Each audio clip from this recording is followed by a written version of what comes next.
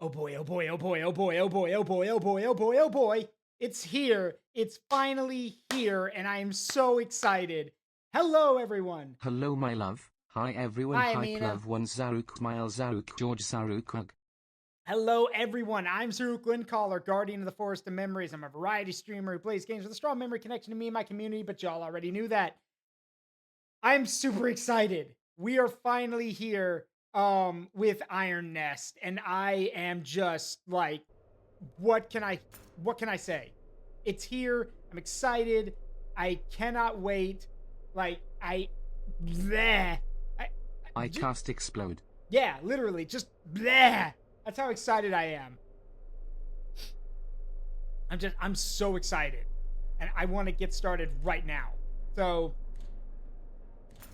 we're gonna, yeah. So, y'all know the game. I was one of the beta testers after all. Ooh, the watch got a new design. Ooh. Y'all can't see it. I'm blocking it. But yeah, the watch got a new design now. It actually has, like, tons of timers on it. That's cool. Anyway. Oh, look at that. All-time kill high scores. I forgot. They added a bunch of people now. Challenge mission high scores. That's cool. All right. So, let's get started. Calibration fire. The Iron Nest has been commissioned. Pre-operational ranging is required before active deployment. A target has been designated by High Command for calibration purposes. Confirmation of fire accuracy is the sole objective. Copy that.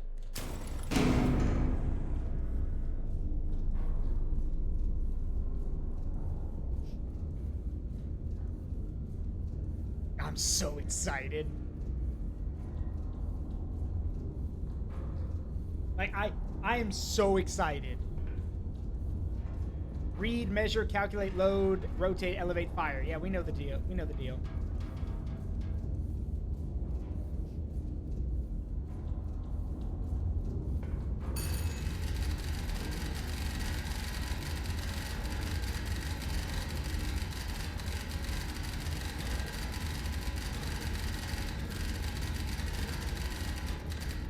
All right. Let's see. Iron Nest is operational. Calibration fire is ordered. Watch your firing. Yeah. There's my position. There's the target. Okay.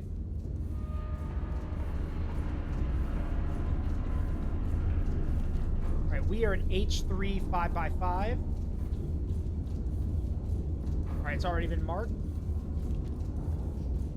And our target is at Q4 4-2.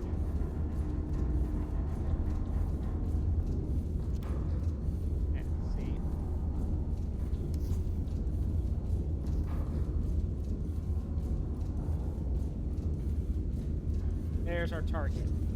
Bearing 85 by 7, 85.7 foot at 8.88 kilometers. All right, we can work with that.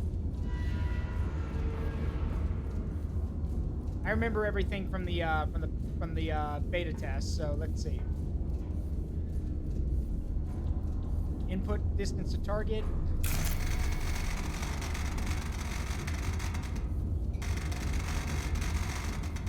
Is 8.88 kilometers. Want 2 powder charges. Basically, if it's over every time it's over a 5-kilometer increment, we need to increase the powder charge. Castile. Glory to Castile. All right. Got that. So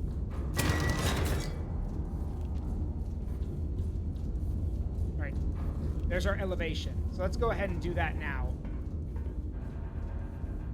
Oh, we gotta load it first. Okay, fine. All right. We're gonna load the H. How's the volume, by the way? Is it okay? I'm gonna make sure y'all can hear me, you know? All right, load it.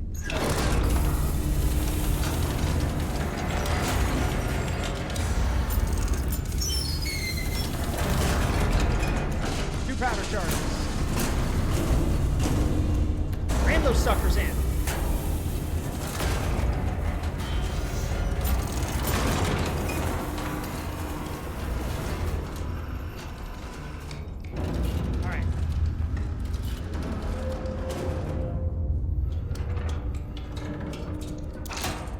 Gun loaded! Alright. Elevation is 53.28, so...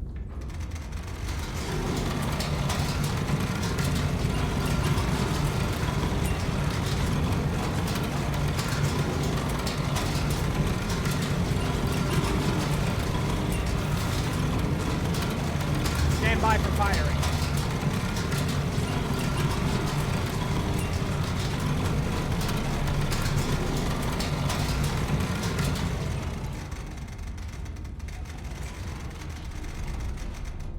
Alright. Perfect rotation! Got it. Elevation set, 53.28. Elevation is set. Bearing 85.7 degrees, so. Perfect rotation! Perfect rotation! Perfect rotation! Perfect rotation! This is taking too long.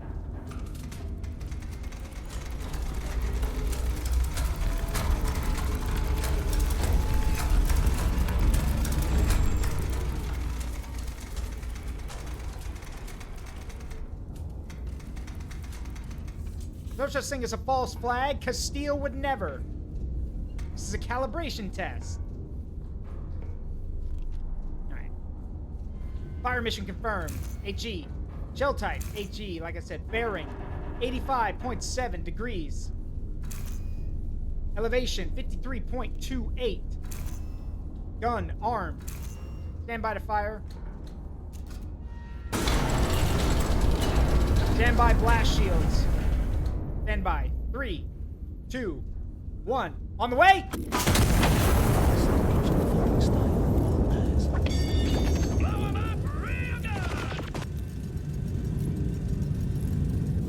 Shell on the way. 20 seconds till impact. 15 seconds till impact. 10 seconds to impact. 5, 4, 3, 2, 1. Impact now!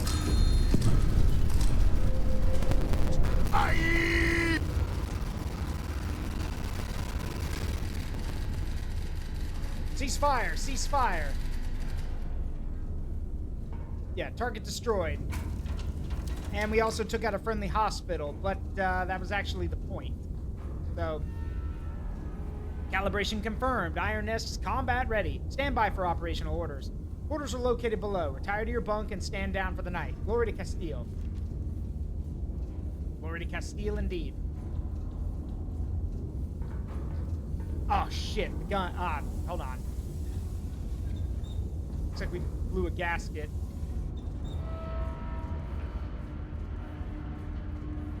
I don't like how loud, moaning and groaning the guns are. We just test fired them. How are we already having problems?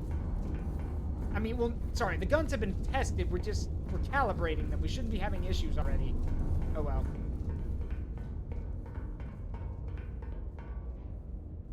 And here's my freaking coffee maker, which, as Maple will tell you, is one of the most BS things out there.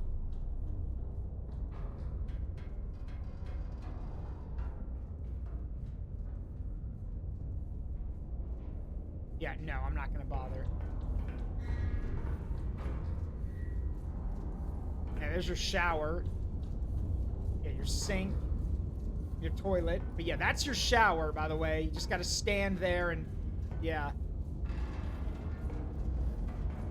I guess that's the water tank. I hope... I mean... Does it recycle the water, or do we have to get that filled up every so often? Ugh. Got another little sink over here, a small rain. Oh, wow, there's an oven in here. How about that? That's cool. We got our own little oven. There's an oven, a 4-range stove. Kitty! I've got a cat! Okay, the cat needs a name. What shall we name the cat? The cat needs a name. I'm taking suggestions. Otto, that's a good one. Otto, let's see. George. Well, yeah, I guess we could name him George. You know what? Yeah, let's go with George, but we'll call him George the Second. Because nobody can replace George. Wait. Kitten? Oh, you can make it a kitty! Okay, so you can make it a kitten or a full-grown cat. That's adorable. No, let's make it a full-grown cat, because if we make it a kitten, it's gonna get lost and get hurt. So, general hat. Yes! There you go. Let's give you blue eyes so we know where you... Well, actually, no. George has green eyes. There you go. You have green eyes now. We have gold fur. Probably not. I don't know of any yellow cats, so...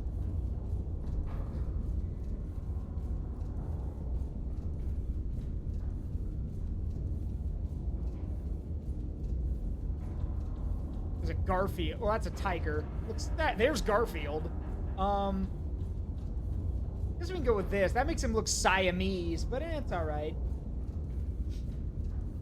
All right, head round. What do you mean head round? Oh, you can make his head. Oh, I see. How like round do you want his head to be? Okay, that's fine. Square. You're fine the way you are. Ears round. That's fine. Pointy. You're fine. Nose, snout. You can make his nose. Oh, you look like you got stung by a bee. No, we're not gonna do that. He looks like he got stung by a bee. No, we're not gonna do that to him. Hang on. That's fine. Cheeks, pointy. Well, it'd be better if he was looking at us, but it's okay. There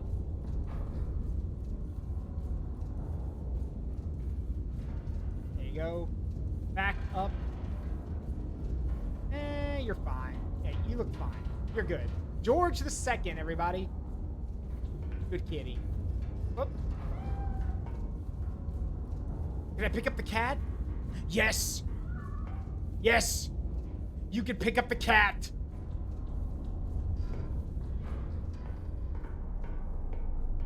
You're coming with me. Now. There you go. Kitty! Oh, okay, well. That's fine. Just be careful, okay? And he's clipping through the floor. That's fine. Just don't break anything, okay? Oh no, he's going for the coffee machine. Oh no. Now, hold on. Kitties don't drink coffee. You don't need that.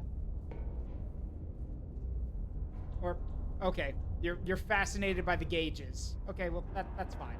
Just sit there then. I'm gonna go to bed. Sleep. Monstrous strike on Mercy Ward. Anti-monarchist detonated a bomb. Wait, hold on. I gotta do my propaganda voice that I did for the trailer. Anti-monarchist detonated a bomb in the hospital's entire entry courtyard, murdering 163 and maiming over 300 citizens. A brutal atrocity meant to shatter the very heart of Castile. The attack occurred during visiting hours, which has been described by the king as particularly unsporting. Glory to Castile. Hey, Sai, how you doing, buddy? Oh, speaking of which, I have to give a shout out to Sai real quick. For those who don't know, I commissioned Sai to do the title card for Iron Nest, and I had to put the title of the game on it, but I do want to show y'all this, because Sai did such a good job. I'm also thankful he volunteered to be the target dummy. So yeah, this is our new title card for Iron Nest. With me and Amina manning the turret, while Sai volunteered to be our test dummy downrange. I also love how it says big target, shoot here, and then I don't know if y'all can see it. It says or draw 20. You goober. But yeah, this is an amazing picture. Thank you for volunteering. Is that what I'm doing? Don't worry, he's fine. He won't get hurt. If anything, it'll explode and just leave a little scorch mark on him. He'll be fine. And before anyone panics, don't worry. We spoil this goober, this kaiju who lives in the forest. So if he gets hurt, we'll spoil him. Don't worry. But he did volunteer. So, I mean, granted, we didn't tell him what he was volunteering for. He just volunteered. So, anyway. All right.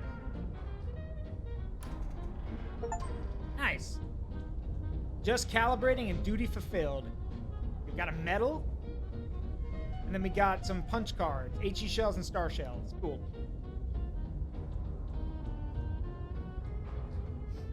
All right, next. Fire and light. Intelligence has identified an anti-monarchist element operating within the city. Separately, High Command has scheduled a celebratory illumination over the Royal Palace to mark the General's Peace Initiative. Iron Nest has been assigned both operations. Oh, you know, sure. Let's just use our brand new test weapon, you know, our brand new secret weapon to, you know, for something silly like that. Why not? Nah. Gotta get up.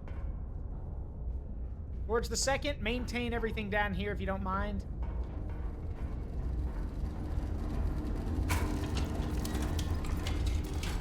Good morning, Iron Nest.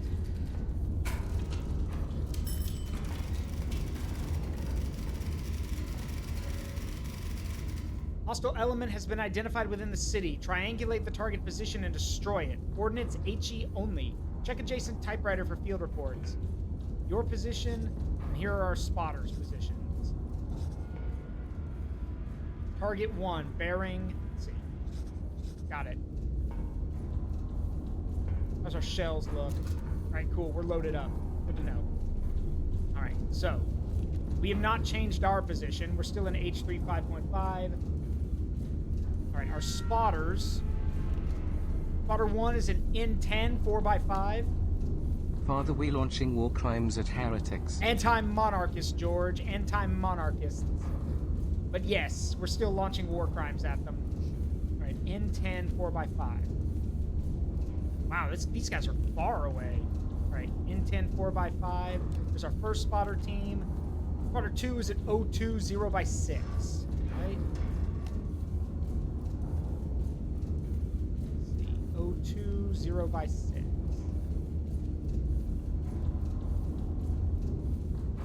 There we go. This is an order. How about we give those anti-monarchs a good scare? Sound the horn. Where is it? Is there a button for is there a horn? Where is it?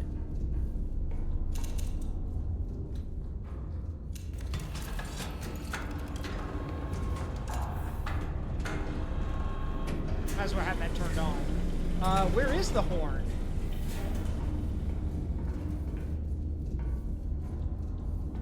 There's a pulley near the war table. Oh. Oh, this one. Okay. The Iron Nest marches to battle. Sound the machine spirit. Oh, that is so cool! That is straight up a Titan war horn. Are you kidding me? Do it again. That is so cool! They didn't have to do that, but they did. Do it again.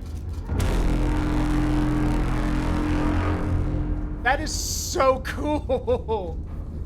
They didn't have to do that, but they did. I'm easily entertained. I can't help it. All right, so.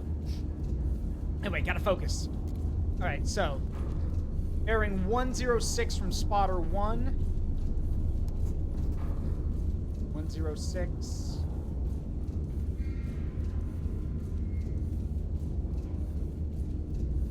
All right, 106. And 41 and 041 from spotter 2. So 41 degrees from spotter 2.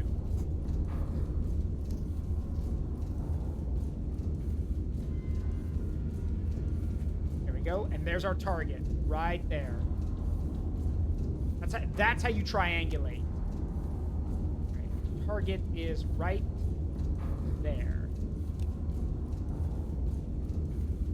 All right.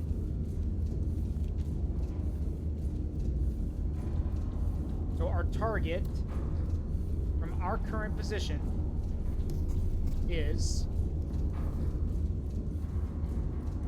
make sure we get this right, 66.1 degrees, 13.1 kilometers. Roger that. All right. Distance is 13.1 kilometers.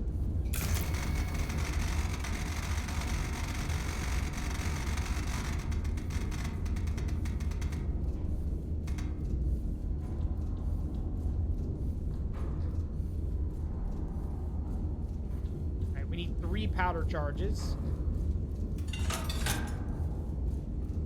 And then... Thank you. Alright, there's our elevation. 52.4. Can't do anything right now because the gun's not loaded. So... HE shell load.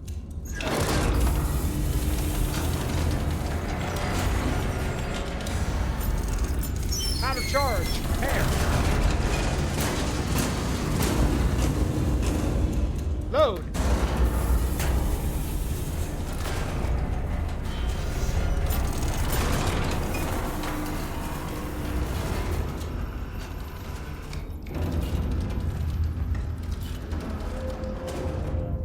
Prepare the gun to fire.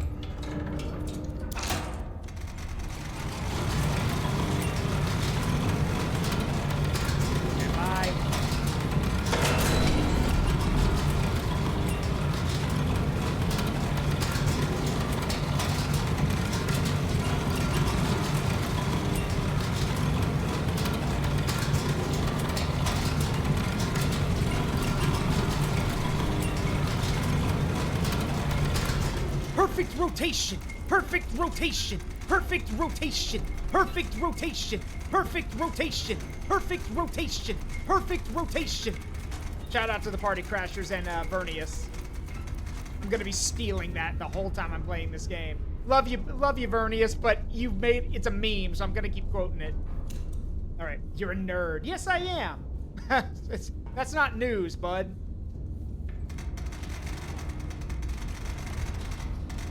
Also, so are you.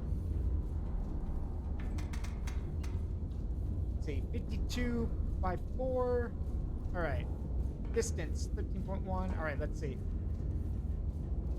Elevation, 52. Let's see. Fire mission confirmed. Shell type HE. Bearing, 66.1 degrees. Set.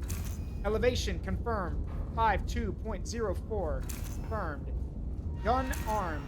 Stand by. Lock. Stand by. Stand by to fire. May I ask you a question? What would happen if such a weapon platform exists in real life? I'll tell you in a second. Stand by to fire. On my mark.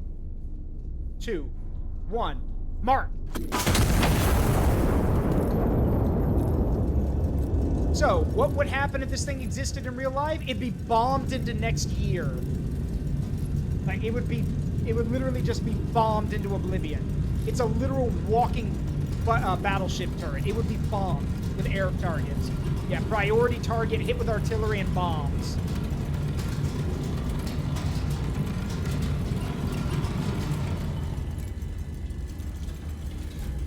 Impact. Now! Target hit. Target destroyed. Reconnaissance photos transmitted. 2 additional hostile elements have been identified in the photos. Destroy both before proceeding. So in effect, Metal Gear level threat. Not really. Hang on a sec. Let me finish this mission, and then I'll show you guys why this, as terrifying as this thing seems, it would be a joke when it was, Either that or be bombed by airplane. Yeah, that's what I said. Hit by artillery or bombed into oblivion. Yeah, I'll explain, after the level. I'll explain why something like this would literally be bombed into next year. Alright. We're gonna drop it right there, because if I'm right...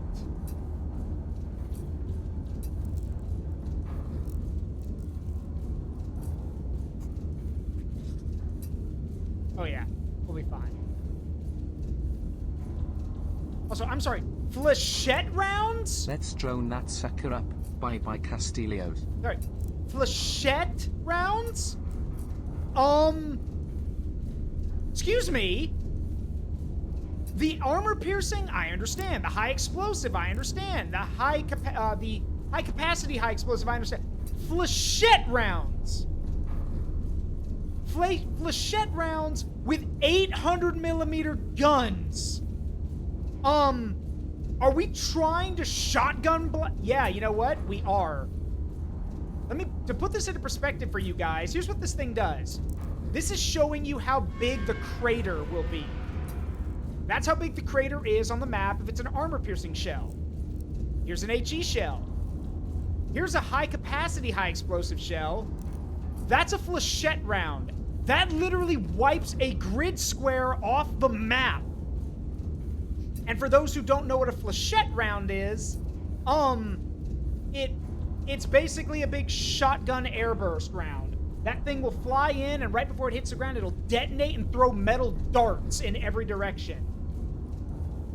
Radio receiving incoming transmission emergency access message. Recommend alert 1. Recommend alert 1. Alert 1 recognized. Stand by. 68. Let's see, hang on.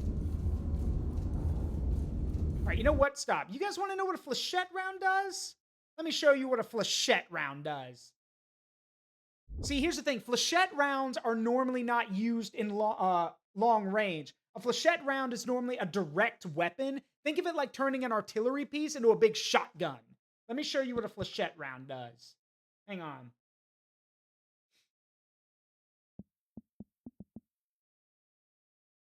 So let me show you what it does.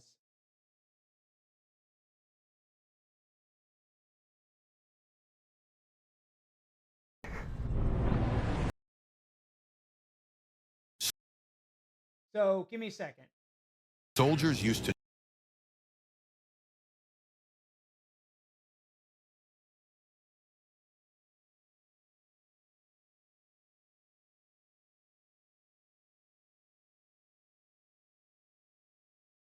Let me show you what a flechette looks like. Just so you guys can get an idea.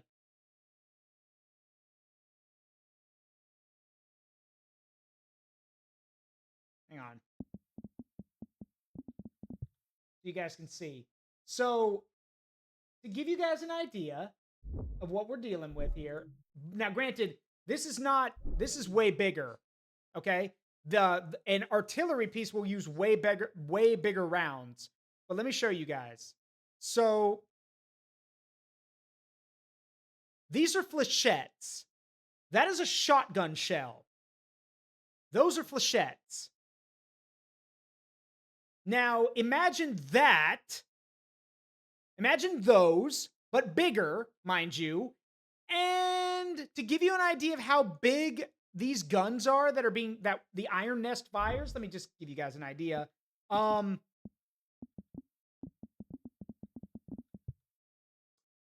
give you guys an idea, because I want you guys to see how big of a caliber gun we're talking about here.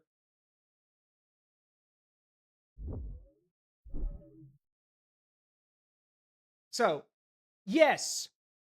Well, maybe not the size of a person, but still pretty damn big. And I would like to illustrate how big the guns we're using. The guns fired by the Iron Nest are 800 millimeters. Okay? So, for those of you who are from Europe or use the metric system, that's 80 centimeters. That's how big the rounds are. 80 centimeters across. 80 centimeters across. And if you want to know how big the gun is, or like you want a reference of what that looks like, I got you. Because only one gun in history has ever been that big. That gun. Ladies and gentlemen, the Schwer Gustav, a railway cannon. That is 800 millimeters of death. So damn big that you needed a custom railway carriage to move the thing. And we've got 2 of those. Now imagine the shells loaded into that thing, throwing shrapnel, metal darts in every direction. Yeah, Fox was right. For context, the shells loaded into that thing were as big as a person. So your average person, and the shells are full of metal darts. Yeah, I'll just let that sink in. So yeah, terrifying. And hold on. So, which shot is that? What shot it? The 800 millimeter shells. This thing. you're looking at it, the railway cannon. It's a German weapon. Also, real quick, to get back into the spirit of things, because I want to show you guys something. Remember how I was freaking out saying these things wiped out, flechette round would wipe out a grid square? How was it powered? What do you mean? Okay, so remember how I said, y'all remember I said this thing wiped out a grid square? Like, a flechette round from the Iron Nest clears a whole grid square. You guys know how big these grid squares are? According to what I just looked up, on most modern military maps, a grid square is 1 by 1 kilometers. 1 kilometer wide, 1 kilometer tall. So these flechette rounds are capable of clearing a 1 by 1 kilometer of map. That means that if you are standing 1 square kilometer where a flechette shell from this thing goes off, you die. Plain and simple. No, Periwinkle, it didn't use any alternative methods. It was just loaded like a big gun and then struck. Let me show you. Here. That's the shell. It loads powder. That's where that thing right there has the powder charges in it. It's rammed in, and then it's just struck like any piece of, any big gun, basically. There's no magnets or any kind of coils or anything. Nope, just your standard firearm. Just really, really, really, really, really, really, really big. And yes, Lich King's correct. The darts that are loaded into a flechette shell coming out of these guns would probably be the size of you. So if one of those hits you, it's going to rip you in half. But it won't be 1, it'll be 5 or 10 that are going to rip you apart. So, yeah, let that sink in. Anyway, we're not firing flechette rounds, we're firing HE. So, anyway, so let's make a quick calculation here. Your hearing loss is not service related. Yeah, your hearing loss is not service related. All right. 51.88. Okay. HE, load. Shell.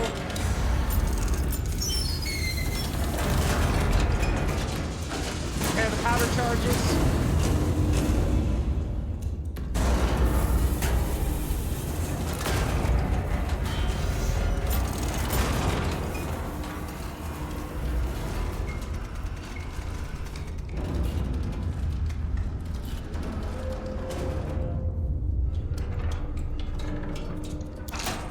Gun loaded.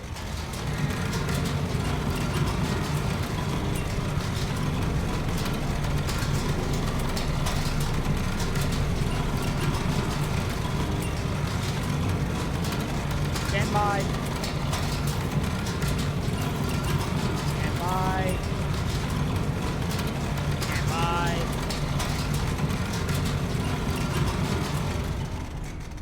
Nice.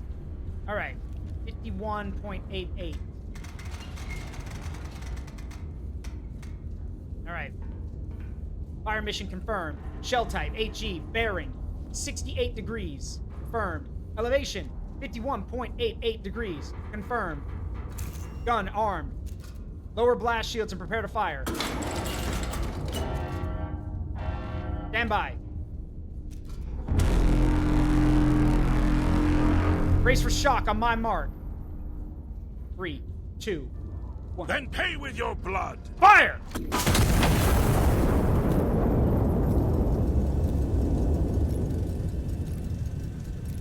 Time on target, 25 seconds.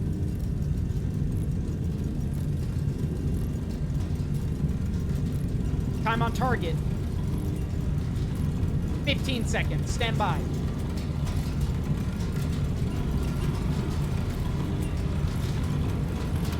Brace. 5, 4, 3, 2, 1. Impact. Target destroyed. Glory to Castile. Targets destroyed. Phase 1 complete. Second fire mission is now authorized. High Command orders Starburst over the Royal Palace. Star Shell only. This is a non-combat operation. fire in the vicinity of the coordinates below. A ground observer will mark corrections directly on impact recon photos. Adjust and repeat fire until high command confirms satisfactory burst.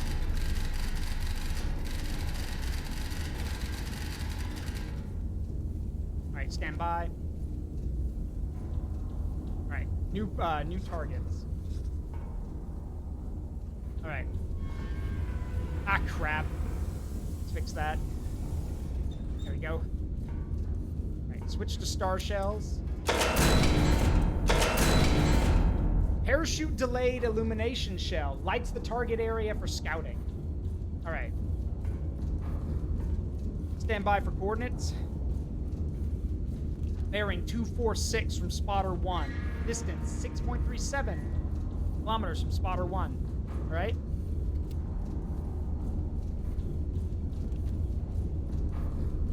Bearing 246.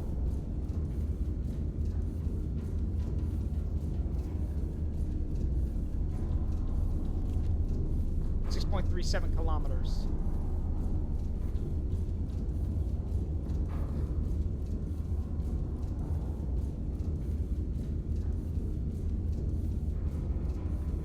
Yeah, that's going to be off, but that's the point. Remember, they're going to guide us in. So, all right, stand by. That's a very short distance away. It's under 5 kilometers, for Pete's sake.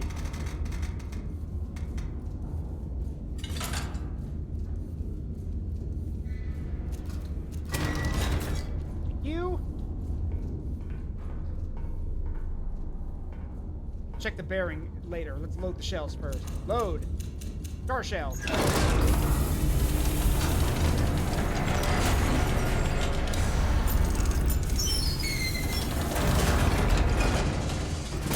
Powder charge. Load.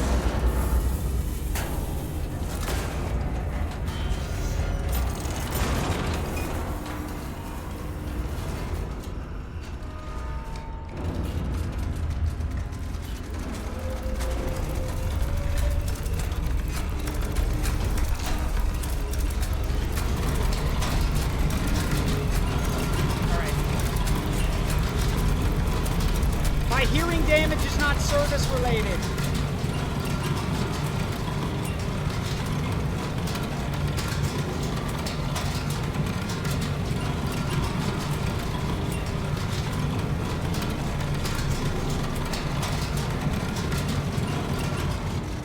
So what? This shell just creates a massive explosion of light in the air? Correct. Think of it like a flare. Remember, it's a flare deployed by parachute. It'll go up, and once it gets to a certain height, a parachute will open up out of the shell, and it will glow like with it'll glow with phosphorus, and it'll descend slowly like a big glowing light, basically. But with shells like this, it might as well be a freaking second sun, basically. Think of it like a big old firework, basically. Star shells are basically used to illuminate the area at night. All right, so remember, this is probably going to be off. All right, bearing 0.8. Wait. Okay, no, that's wrong. I'm glad I checked. Hang on. Yeah, I put it at 8 degrees. It's supposed to be 0.8 degrees. I think I checked. There we go. All right.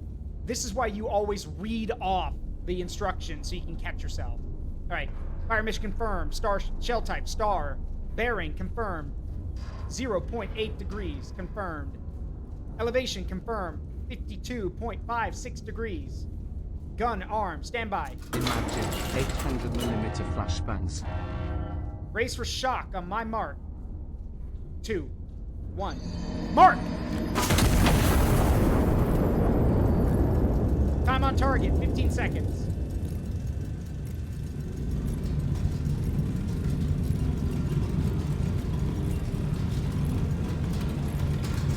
Stand by. Starburst. Now.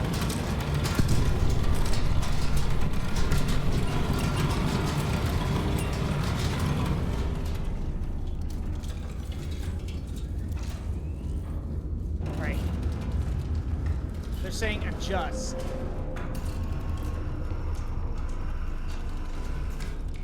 Yep. Okay, so you can see the spotter is adjusting our shot. He says 3.27 degrees that way.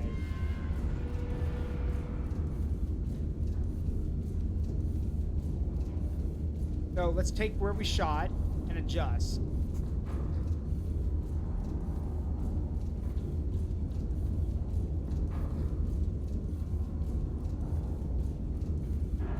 Oop.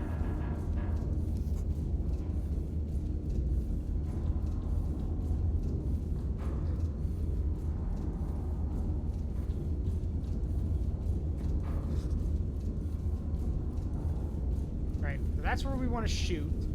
So now let me gauge the shot. Got it. All right, that's our new setup. All right. Load the star shell. 5.79. All right, we need... We're over 5, so we need 2 powder charges. All right. Load the charges.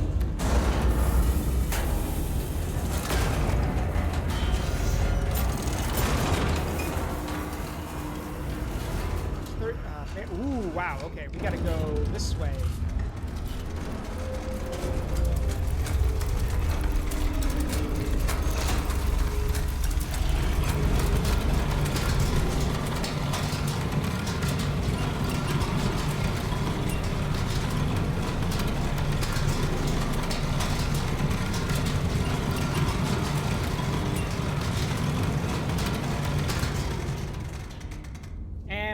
And my model just died. Hang on.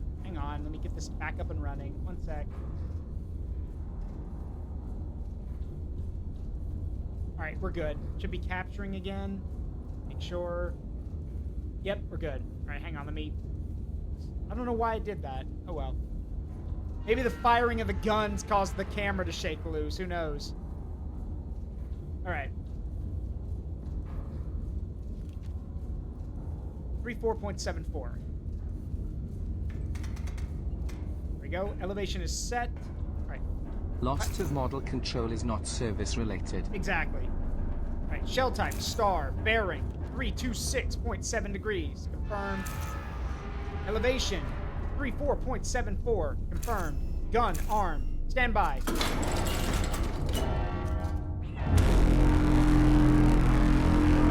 Brace for firing on my mark. Mark!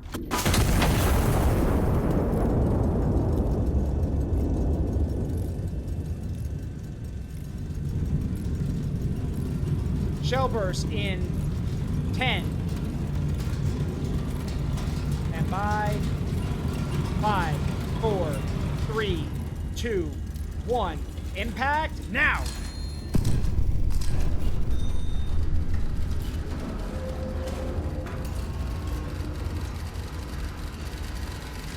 Fire mission complete. Scan down to further. I think this calls for a little history lesson. How many members would artillery crews usually consist of in both terms of both history, and how many crews should the Iron Nest realistically have inside it? So, that's actually a thing that's changed over time. You would think as time has moved on, artillery crews would get smaller. In fact, they've actually gotten bigger, depending on the piece. So, let's use an example. Self-propelled artillery, like the M109 Paladin, which is the mobile American self-propelled artillery piece, that doesn't require a very big crew. But a towed piece of artillery, like a 155 or a 105 or that kind of stuff, that's going to require a pretty big crew. Because you got to have people to, to load it, to maintain it, to lock it up and drive it around. Let me actually check. Let's see. How many crew for an American 155 arty? So an M109 howitzer, like the Paladin, So the Paladin requires 4 people. The self-propelled gun requires 4. The M777, which is the 105 millimeter towed gun, requires 8 total personnel. Minimal operational crew of 5, but typically operated with a 7 to 8 person gun section. So you're going to need about, 8 or 9 people to man it. Now, would you like to guess how many people it took to man the railway cannon? Let's see. Because that required... you guys remember that railway cannon picture I showed you? That required 1,500 men to man. I will let that sink in. That railway cannon required 1,500. Here's what it says. Core artillery crew, 250 men, operating the technical system, loading the shells, and managing the firing controls. Labor and track laying force, 1,000 plus. Built the specialized parallel railway tracks and embankments needed to support the 1,350 ton weight. So yeah, you would need, it's not just the guys firing the gun, you need the support crew too. So now, how many would it take to pilot the Iron Nest? Well, most of the Iron Nest stuff is automated. We've got these big systems that load the shells in for us and manage all of that. That's... Oh, thank you. What's this? Thank you. Thanks. But that said, it would probably require at least maybe 5 men? Maybe 6? So yeah, it would be very cramped in here. And down till further orders. Okay. Got a music track. That's neat. I believe this is the theme of the national anthem of Castile.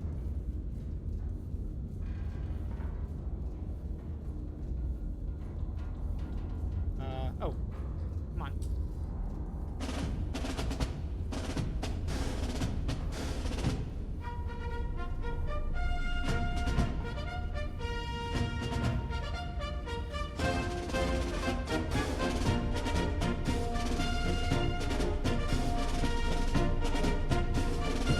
Initiating sub-barrage.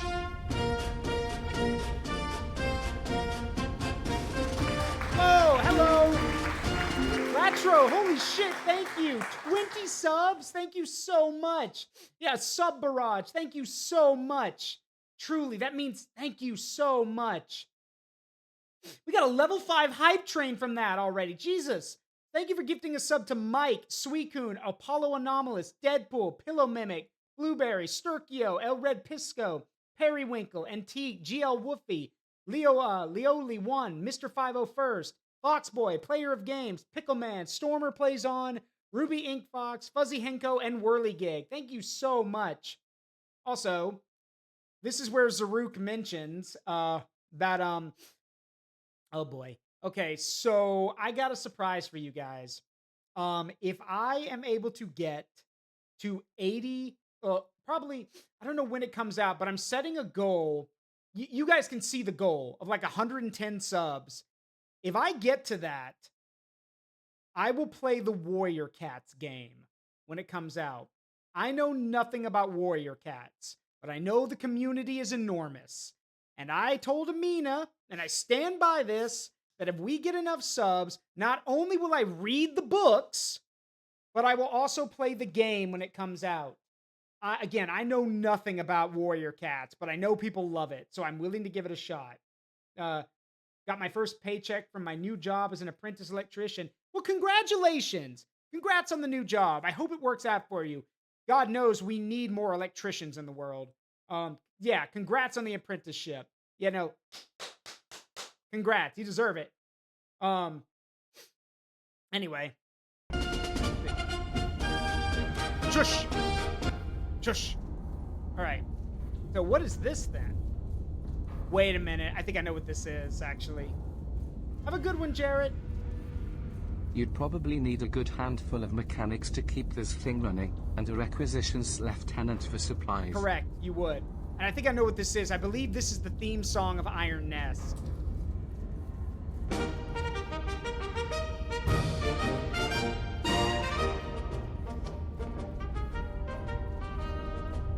Wait, that sounds like...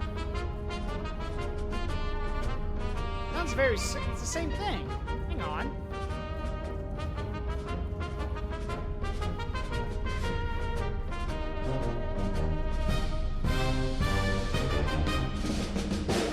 Ah, well.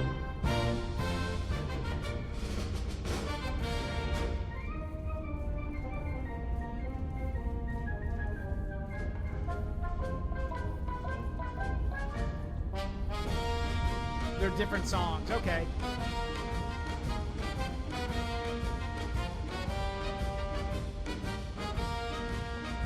Well, that's cool. You can walk around the whole gun setup. That's cool. That's new. Look at that.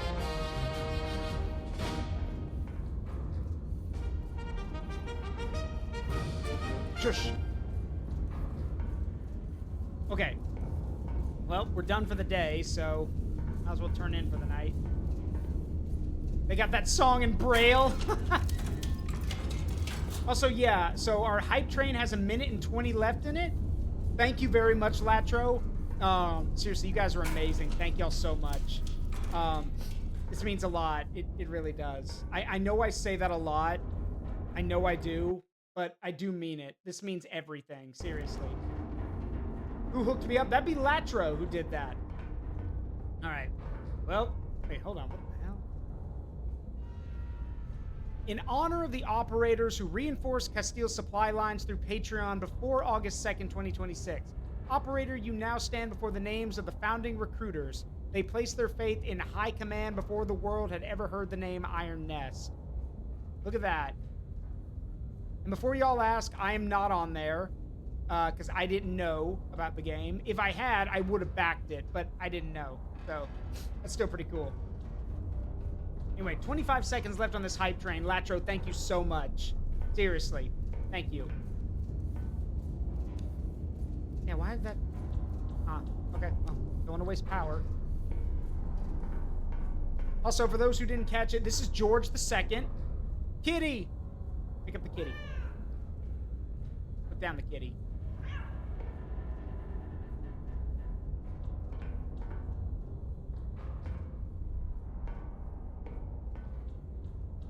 Honestly, this is a pretty nice setup for a one-man vehicle, you know?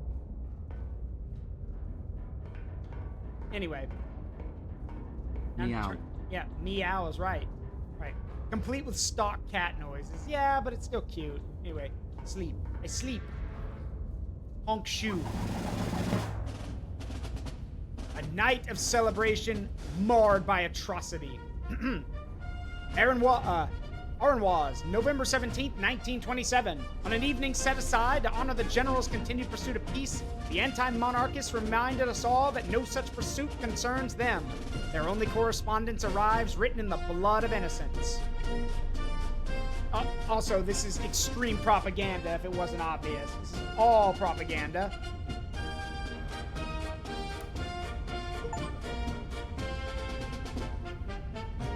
Nice.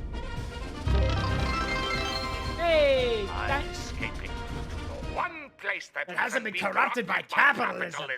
Space! Space! Space! Dino King has escaped to space. Space! Alright. So this is Castile, or the map, basically. So, currently right now in 1927 in this world, Spain is in the middle of a civil war. There's the monarchist side and the anti-monarchists, basically. We represent the monarchist faction. Alright, let's see. Liberation. Anti-monarchist forces have maintained an occupation of Ciudad Real. High Command has ordered the city restored to the crown. Iron Nest has been repositioned to support the operation. Requisition procurement is authorized to meet operational requirements. When the war has been won and our march home begins, what awaits has not yet been revealed. What was won? What was lost? Will our deeds be remembered? Are they written on stone or in sand? Yeah, and this thing moves, by the way, in case it wasn't obvious. Also, I'm sorry, if this thing's gonna walk like a Titan, I'm definitely blaring war horns. All right.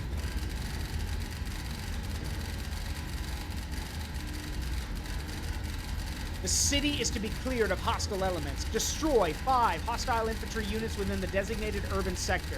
Note, requisition control is authorized for ammunition and powder charge procurement at your discretion. Be prepared. Spotter bearings are accurate to within 0.5 degrees. This margin rarely affects a fire mission. It may matter when bearings run near parallel or when several measurements compound. Request additional info if a solution seems uncertain. All right. This done.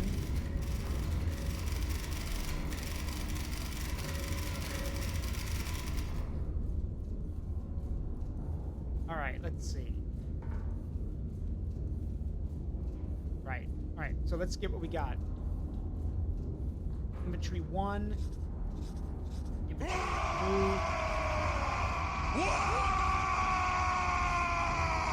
All right, we're going to go one thing at a time.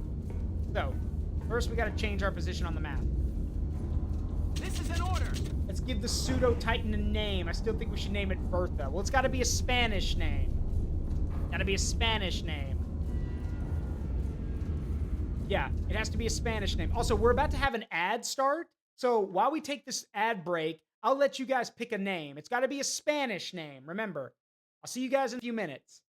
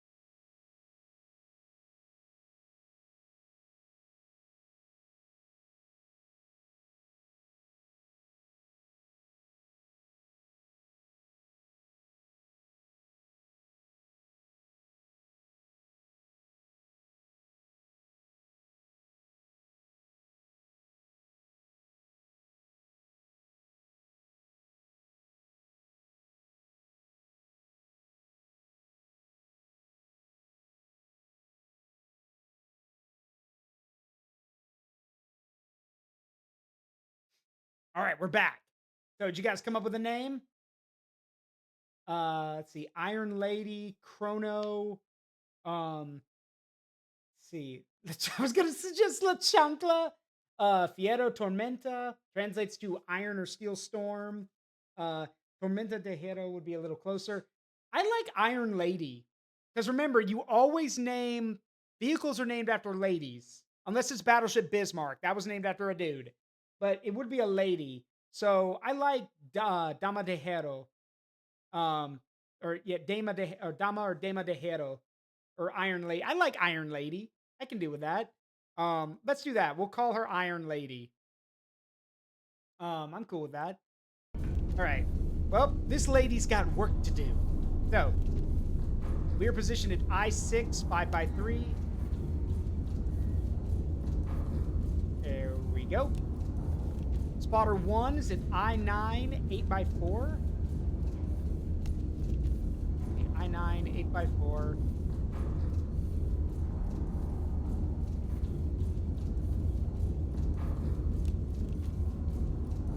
Spotter 2's L5, 1x3.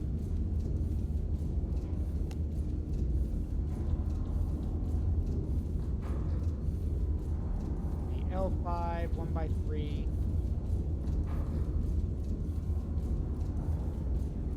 There we go. And then our last spotter is at D1, 7x5.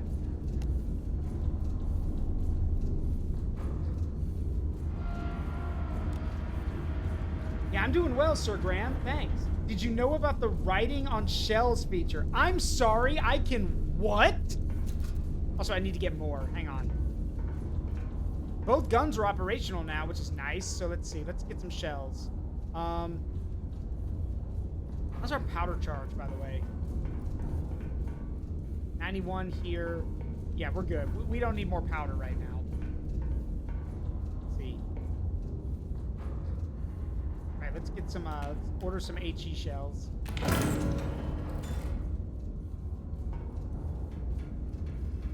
Let's start with 4.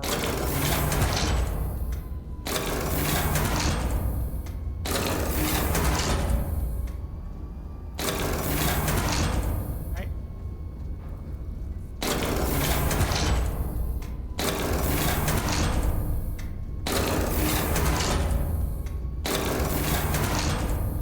Requisition. I'm also going to add some AP shells to one of the guns. There we go. Nice. Thank you. All right. Let's get to work, boys and girls. Time to put warheads on foreheads. All right, target 1. Infantry 1, bearing 267 from spotter 1 and 291 from spotter 2. So let's see. 267.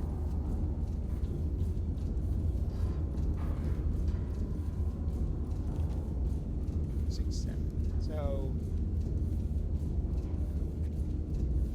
and then 291 from spotter 2.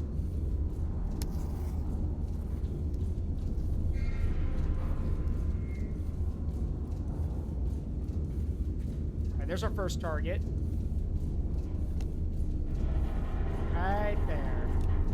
That's target 1. Target 2 is bearing 273 from spotter 2.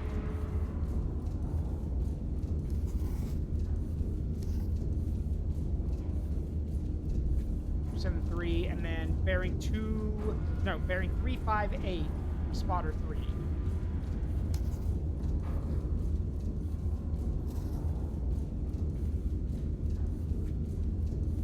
So right there, that's our second target.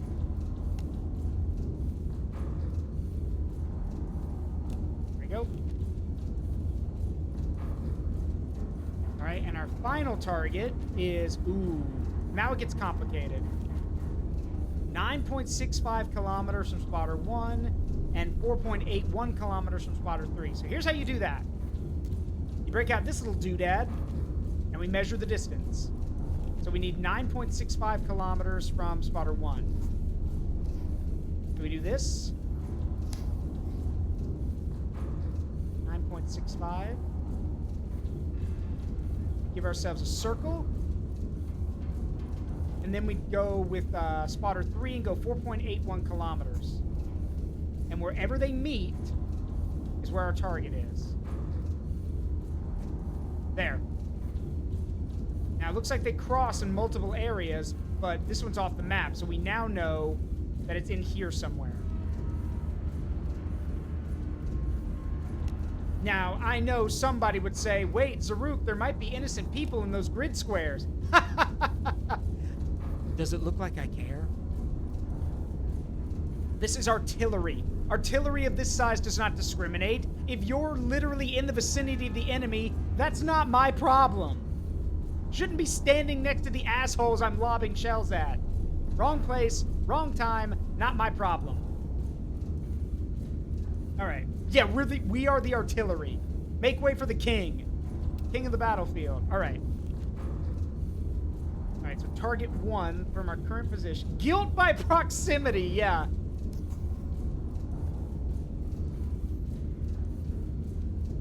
Behold, chat, gaze upon the map and the fields where I grow my fucks.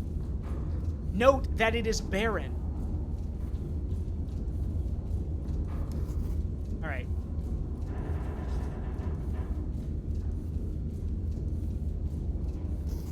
We're gonna mark our third target over here. All right, so now that we've done that,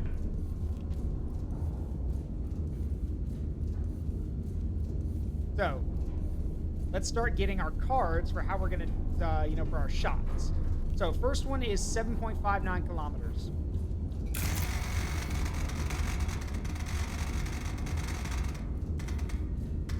Copy that. 2 charges. Bearing to target.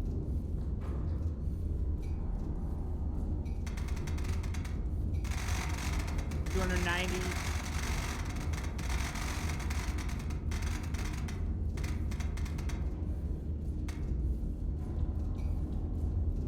Oh, by the way, these things, if you don't know what they mean, that's what this is for.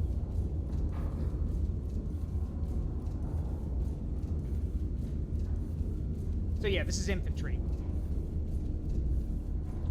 So we want infantry and we are firing HE.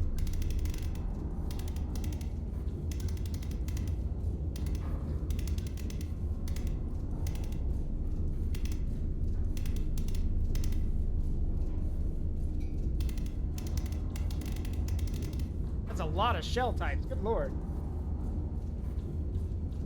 Alright, so. Alright, that's our first one. We're gonna put that right there. All right, next one is 5.2 kilometers.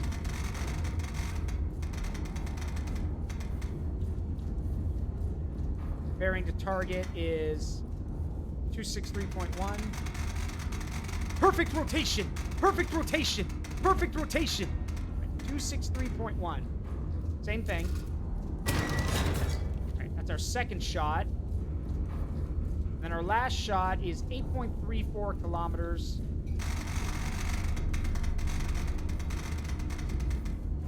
There we go, 8.34 kilometers, 260 degrees. Still HE. And there we go. Those are our 3 shells. So, let's get started. Shell, HE! Shell, HE! Load! Same thing over here.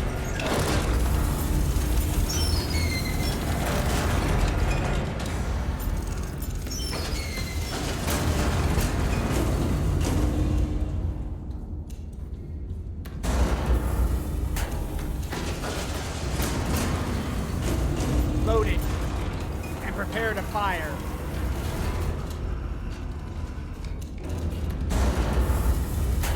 Both guns are loaded.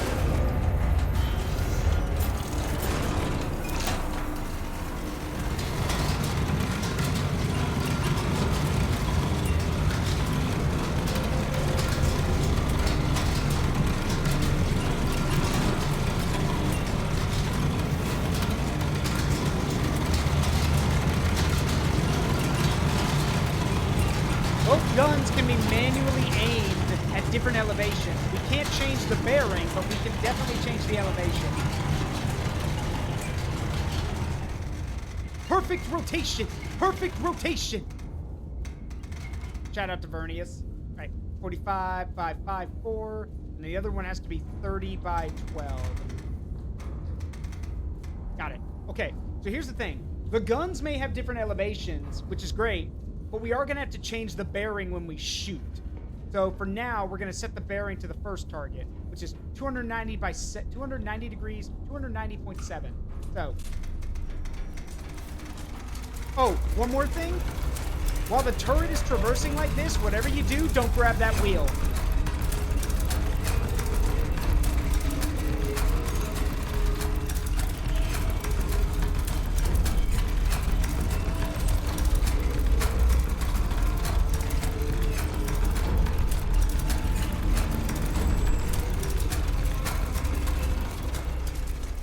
If y'all are wondering why I said don't grab that wheel, well, this is a massive monster of a vehicle that is slowly turning toward its target.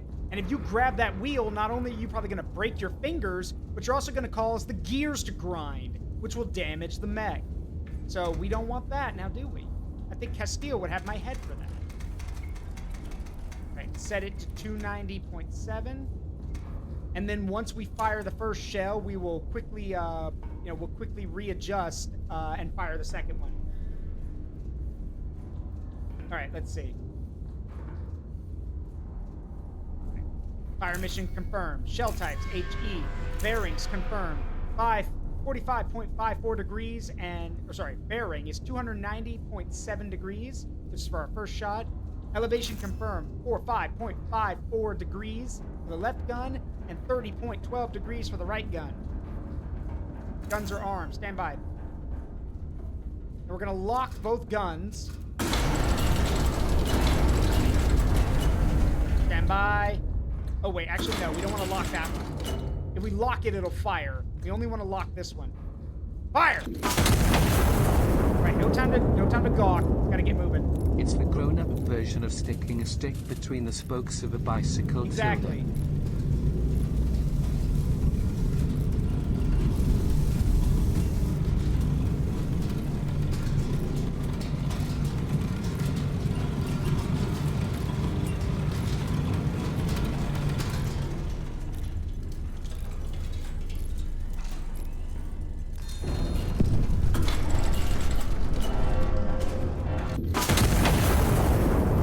Shots out. Target hit. Nice. There goes the second one. Oh, look. That's our fourth target right there. Good to know. This is an order. Right on the shell, Kilroy was here before loading it. You got it. Okay, well, we hit the target, but we also hit a friendly. I would like to point out that those idiots were standing right next to the enemies, so... whose fault is that? Trick question, it's not mine. I'm sure that's High Command giving me grief for hitting an allied unit. Mind you, I'm not the moron who decided to park themselves right next to the enemy. Forward observers report a probable enemy ammunition cache across the river. Priority target designated. Conduct a recon flight over grid A or grid P4. Confirm the position and then neutralize with AP ordnance. Confirm. Got it. All right. So, yeah, grid P4. Let's call in an. Let's call for an air scan. All right, grid P4.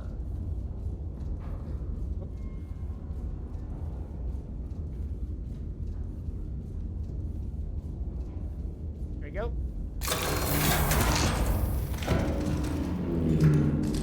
Oh, that's cool. You actually heard the plane fly over. That's sick. And look at that. Well, looky there. That's a priority target now. So, we're going to erase these lines right here so we don't get confused. And we are basically going to turn the gun. We have to basically get we've already marked the third target. Now we got to mark this one, which is going to have the gun turn basically turn backwards. So let's do this real quick. Now that has to be killed with AP ammunition. So I believe I loaded AP shells into the left gun. Let's see.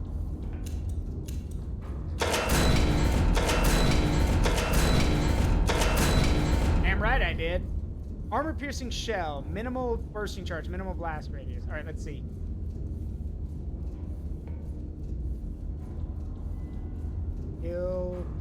Roy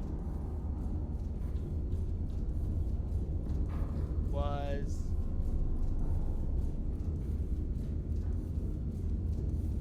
here. Yeah, I'm sorry. It doesn't look very good. Not much I can do about that. There you go. There you go. Kilroy was here. There you go. All right. So, let me get the calculations for this. Distance to target, it is 7.52? Really? Okay, yeah.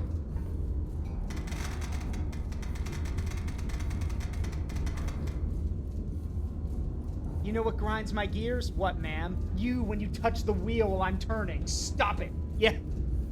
Actually, pause. I got a question for you guys. How long... Let's take a guess. How long do you guys think it'll be until somebody anthropomorphizes the Iron Nest and turns her into a huge, like, busty, like, mech woman? Or, like, some kind of mech. Like, or a robot. How long until that happens, do you think? Like, how long do y'all think that'll take? I'm surprised it hasn't happened yet. Must have already. Well, if y'all find it, you let me know. Otherwise, I'm taking credit for the idea. And if someone does it, she must be in Spanish dress. She must have ballistics, as Luis would say. And she needs to be a prim and proper lady that can literally throw shells kilometers away. All right, let's see. Remember, doesn't matter what the machine is, be it a ship, car, or an airplane, you treat it like a lady and it'll always bring you home, as Dr. McCoy would say. All right, let's see.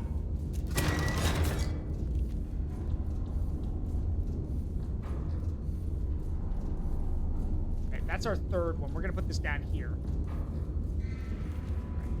Let's load up. So, we're going to load an AP shell.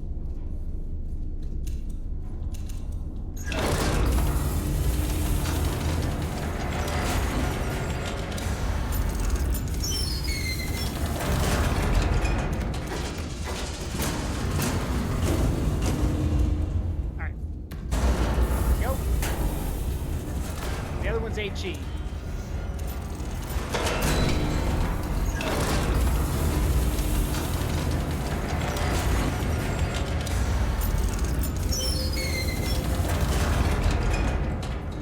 Loading.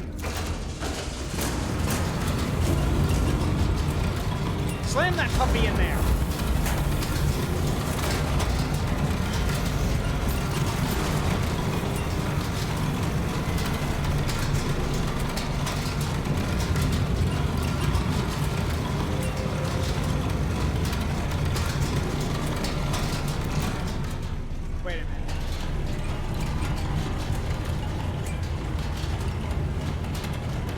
Oh shit, I'm glad I checked. I did that wrong.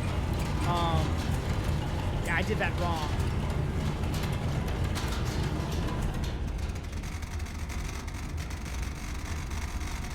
Yeah, I did that wrong. Hang on, I did that wrong. Yeah, I did that wrong. Glad I checked. I almost, I didn't get the right bearing for the AP shell. Hang on. Okay, how about now?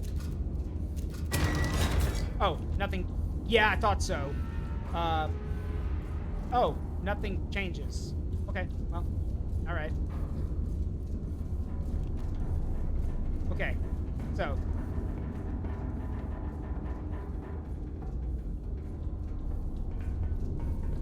Let's see, 45, oh, 0.24. 45.24.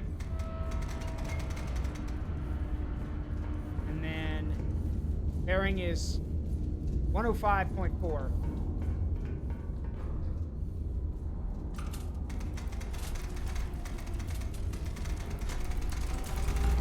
It's gonna take a minute. We gotta swing the whole gun around.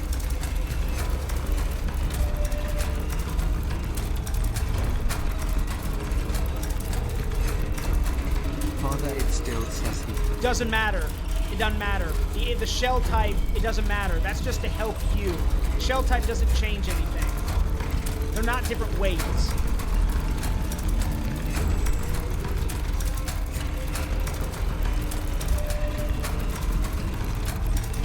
Come on.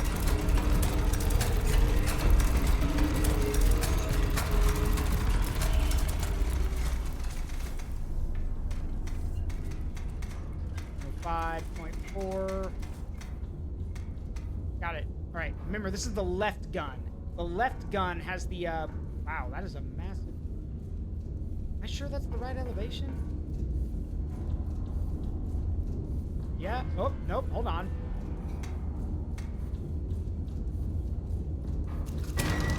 Aha! It was not. 45.2. Or 1.2. There. Okay. So remember, the left gun's got AP in it, and that's what we're firing at the bunker. So then we're gonna have to spin the gun around to fire the fire HE. So stand by. Fire! Shell out. All right, let's turn this thing.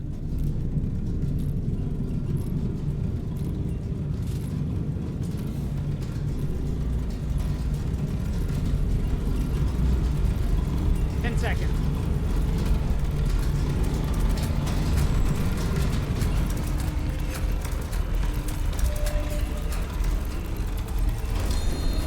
Gotcha, you son of a bitch.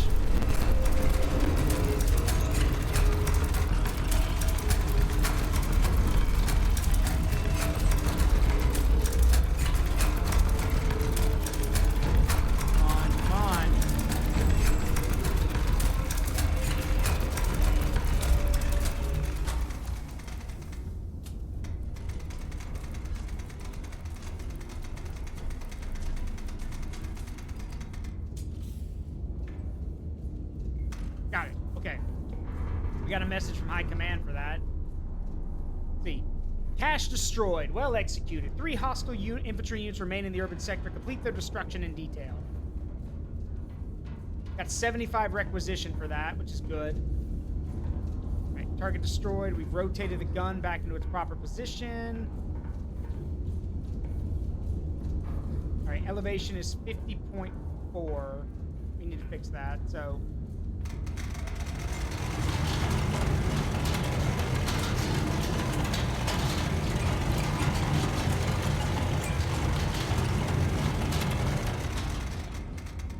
Perfect rotation! Perfect rotation! Alright. 50.04 in elevation. There we go. Alright, this is the HE shell, so... Really hope there's no civilians standing next to that target, but if there are, oh well. The Iron Lady cares not for collateral damage. Right, lady? I'm glad we see eye to eye on that. Fire!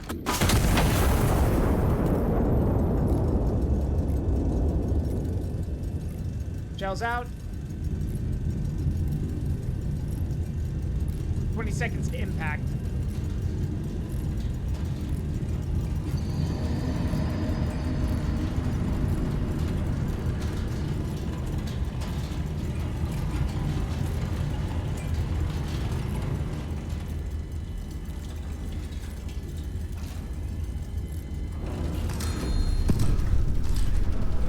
Target hit, and unfortunately a civilian was caught in the blast, but oh well. Not my problem. Alright, now, we now know the location of our remaining 2 enemy targets. We've marked one, here's the other one. Problem. As you can see, they are this one's out in the open, so we're okay. But target 5 is very close to a hospital. We don't want to hit that. So, we need to break out this thing. So we're going to put it right there. I need to check where I should aim. So remember, we want to hit... We don't want to hit that, that hospital. So we need to aim... aim right... here. Yeah, we'll aim right here. Because that way we... the crater will take out the crater should take out the enemy target without damaging the hospital. All right, so, target 4. There. Target 5. It's right. We want to aim right here. All right. And reminder for those who didn't see it earlier, as for what this thing is, this is a gauge, a shutter gauge that tells you how much of a crater or a blast radius your shells have. Case in point, this is armor piercing. It's direct, it goes straight down, pierces bunkers.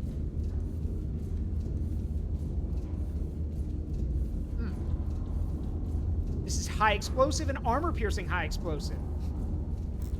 This is high capacity high explosive and then whatever EQKE is. And this is a flechette round, which basically says, fuck you, to an entire grid square. And for those who don't know how big a grid square is, that is 1 square kilometer. Meaning a flechette round tells 1 square kilometer, fuck you, die. Which means if you are within 1 square kilometer of a flechette shell bursting, you die. Plain and simple. Which is terrifying. Anyway, that's a lot of fuck off with that one. Yeah, exactly. All right.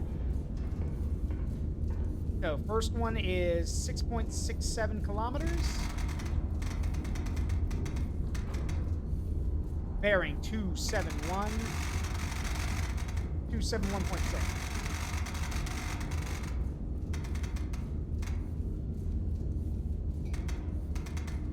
There we go. HE. We need 2 charges, which we've already got. Thank you. That's the first one. Now the second one is 5.21 kilometers away. Here we go. And that's 266.8.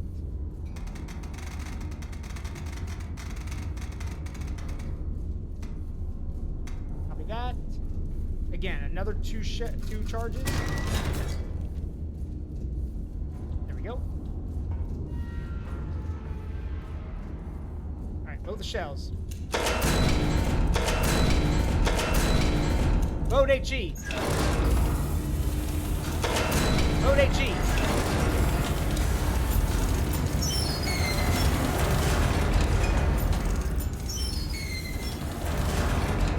Two powder charges.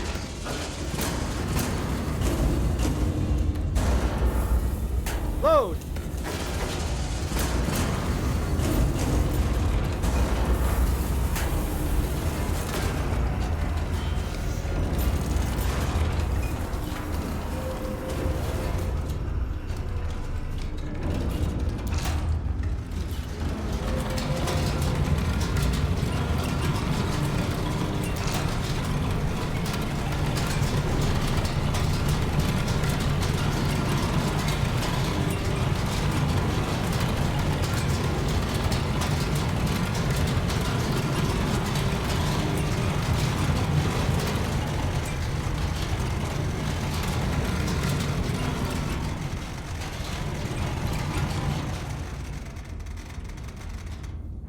Now, here's a quick tip for anyone who wants to get this game. Let me give you guys a tip.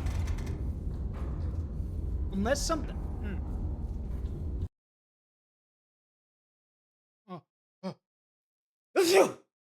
Sorry. Here's a tip. Unless there's an exception, always start with the left gun. This game is going to get complicated very quickly. Better to remember to fire your left gun first and then your right, rather than mixing and matching and getting confused. Really? Right in front of my salad? Oop, that's a war crime. War crime alert. We got a war crime. There's no war crime in serving in the glorious army of Castile. Glory to Castile. Anyway, Izzy, how you doing? Oh, Izzy, want to see something cool? Check this out.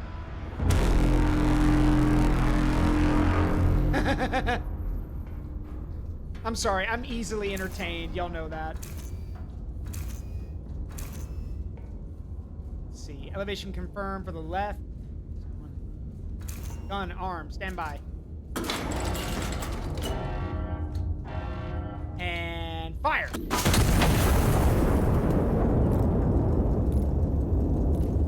Perfect rotation. Perfect rotation. Perfect rotation.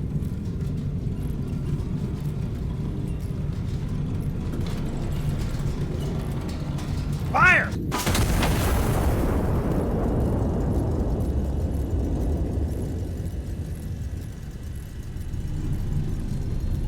Target hit. Now, we spaced this one out so we wouldn't hit this civilian hospital, so let's hope it works.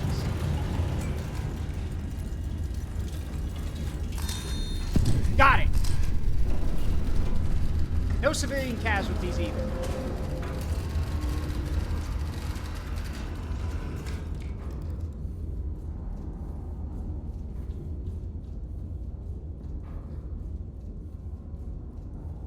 Let's see. Sector cleared. Local garrison will consolidate from this point. Stand down until further orders. Nice. All right. It will stand down.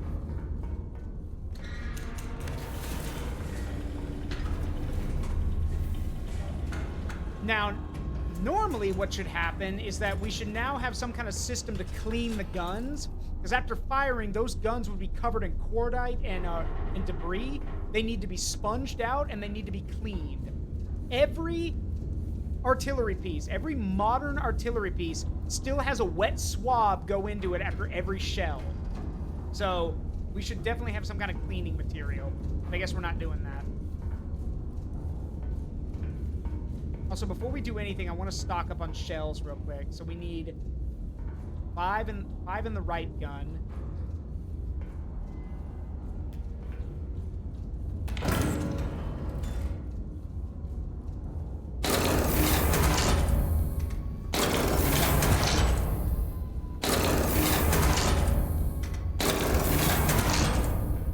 How many in the left?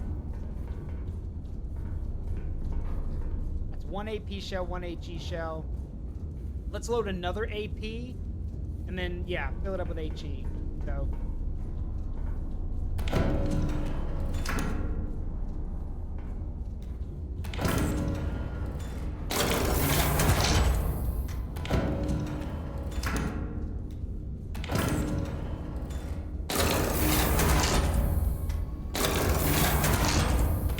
The reason I'm doing it now is because, and, you know, someone might think, wait, you're using all your requisition. Better to have all the shells loaded for tomorrow than us panicking and having to load more. The hospital may be standing, but everyone in them is shell-shocked to hell. Oh, absolutely. Anyway, how I'm surviving the morning heat. I'm glad to hear you're surviving. Honestly, at this point, that's all any of us can do. George? There you are. Come here. Good kitty.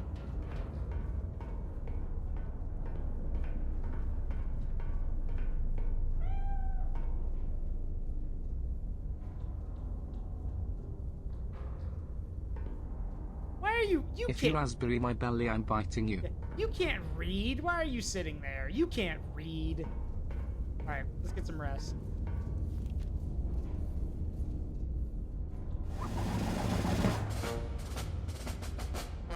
The Royal City reclaimed. Ciudad Real, December 19th, 1927. The Royal City is restored to the crown this morning as the general drives the anti-monarchist occupation from its streets.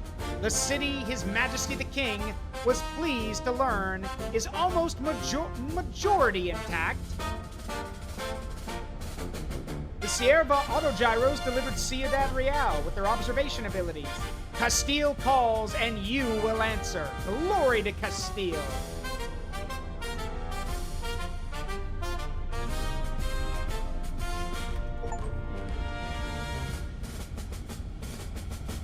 Conducted fire operations with minimal allied casualties, maintained exceptional average, sustained consecutive kills, and then completed the mission requisitioning only the minimum assets. Well, yeah, I called in more assets because I needed them. So I guess I got punished for that, for thinking ahead. Oh well.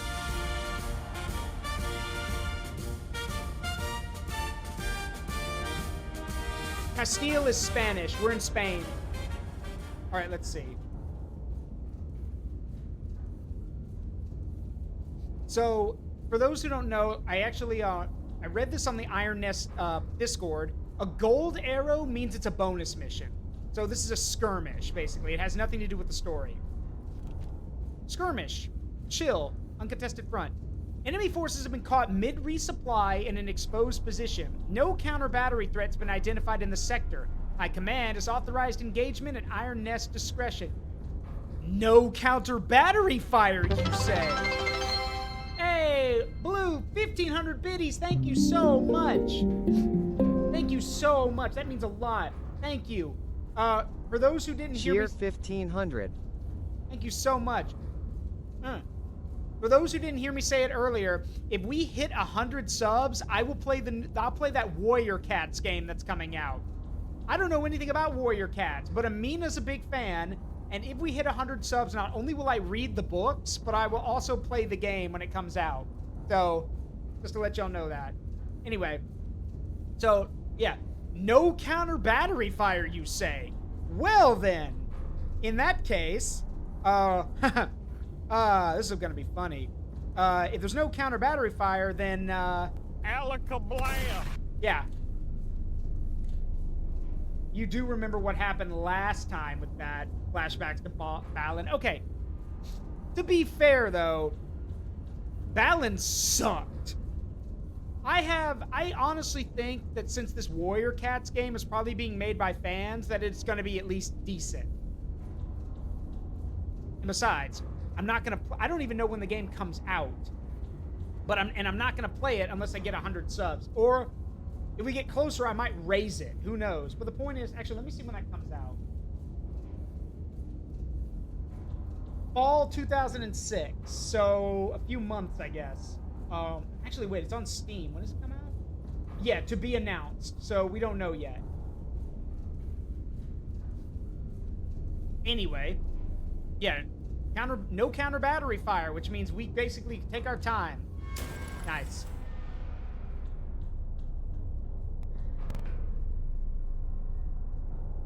Chill mode. This is a replayable sandbox mission. There's no end and there's no objective. Wait. If there's no end and no objective, do I get requisition for doing this? Like, do I get supplies for doing this? Because, I mean, if I'm getting nothing from this, why would I do it? Hang on.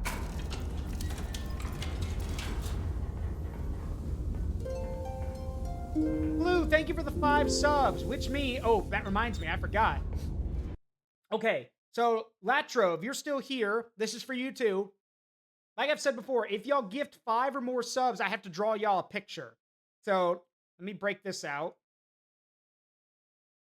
Oop, that's not it. This.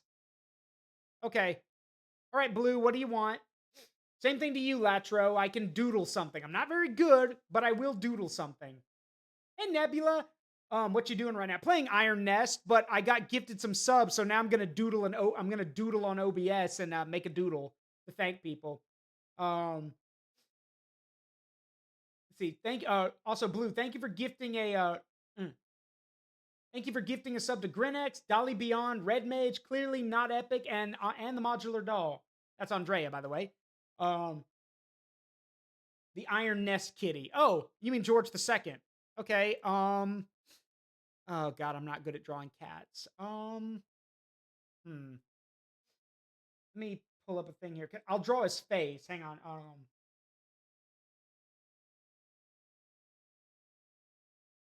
Yeah, that'll work. Let's see.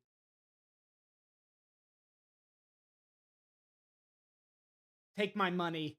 Well, please don't spend beyond your means, please. All right, let's see. Okay, so let's see. I draw? Gotta draw. I can't draw a perfect circle with a mouse, but I'm gonna try.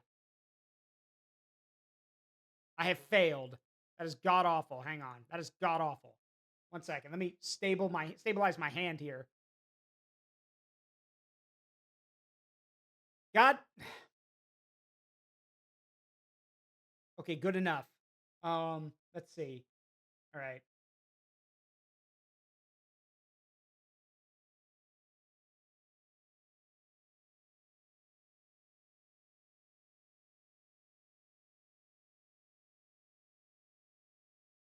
Okay. He does have a big head, so hang on. Ah, no, that doesn't look good. Hang on. Like I said, not an artist like Amina, so bear with me.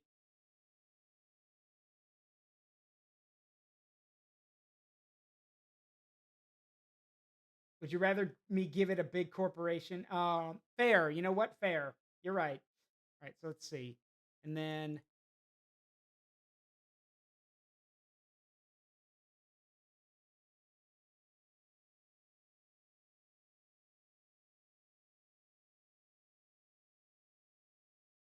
that's generous. Meanwhile, I just finished 2 Warhammer miniatures. Nice. How you been, Nebula? It's been a while since you've been here. Hope you're well. Let's see. So let's give him. A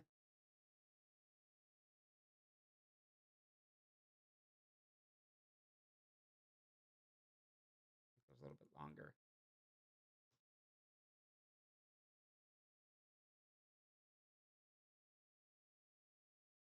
Chilling with a portable AC. God. Nice. Let's see. Let's see.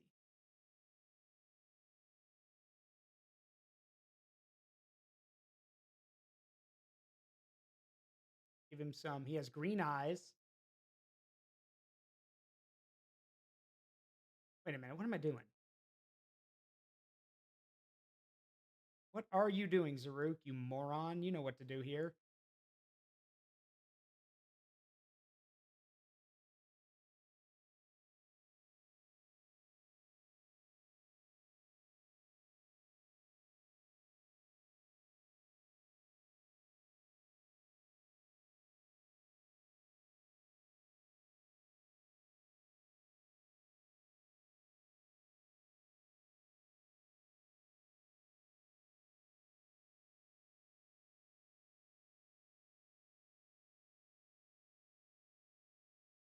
There you go.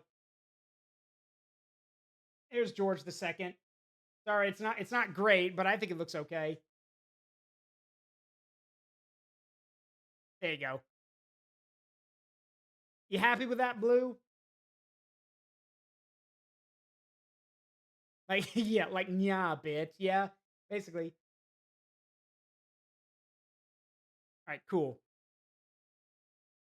Got the Tau Codex, too. You should talk to my buddy Jarrett Lucario. He's a big Tau fan. All right. Now, back to the game. Okay, yeah, if I'm not getting anything from this, like, if I'm not getting any requisition or anything, yeah, they're just giving me requisition, so nah, back to the main game. What the? Oh, right, that's the command chair. Back to the map. Yes. I have no interest in doing this, because I don't think I get anything for it. All right, so.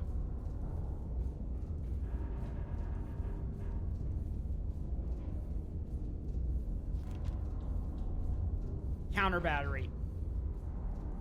Enemy forces have deployed artillery across the river in response to recent operations. This was anticipated. Iron Nest has been cleared for active engagement under direct fire conditions for the first time.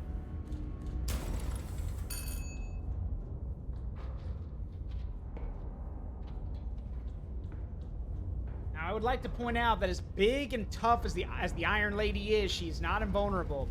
And considering we're talking World War I and, like, interwar level tech here, what were you doing before Iron Nest? I just started this, like, almost 2 hours ago.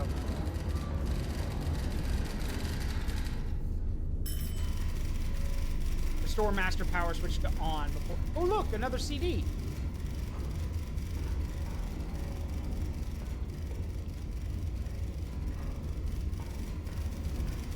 Restore master power switch to on before proceeding. Enemy forces have deployed artillery across the river. Prioritize them. Uh-oh. Did it? Ah. There we go. Counter battery timer will commence once first shell lands. Got it. All right. That's our position. And then here are our spotters. We'll go from there. Yeah, Iron Nest is a long... Hello? Where the heck did this come from? Dear Iron Nest, while advancing, I fell into one of your footprints outside Ciudad Real and twisted my ankle. While I was trying to climb back out, a shell landed where my squad was standing. I am now the only one left. I can still hear them. I don't know if I'll ever stop hearing them. Everyone keeps telling me I was lucky. My mother would have said it wasn't luck. She would have said God put that hole there to save me. But God didn't put that hole there. You did. Tomas. Are you blaming me for your squad dying, or are you thanking me for saving you? I'm a little confused. Also, how the fuck did you get on this top secret machine? Ah, whatever. Not one of your shells he's referencing. Okay. All right. So we are position I6 5x3.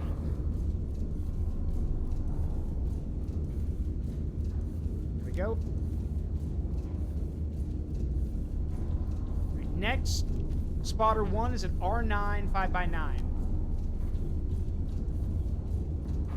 So across the river. Well, almost across the river. R9 5x9. There you go. Spotter team 1. Spotter team 2 was L4 1x8.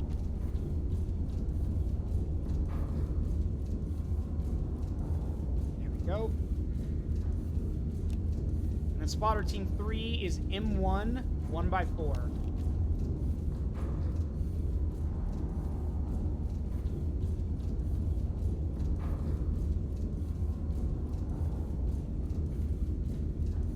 Got it. All right, now let's see what they've reported in.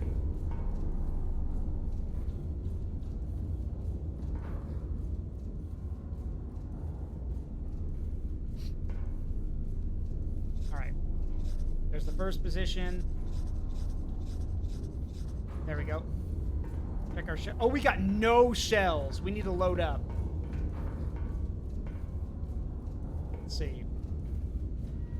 HE, star shells, powder charges, scout plane, AP shell, incendiary shell. Incendiaries?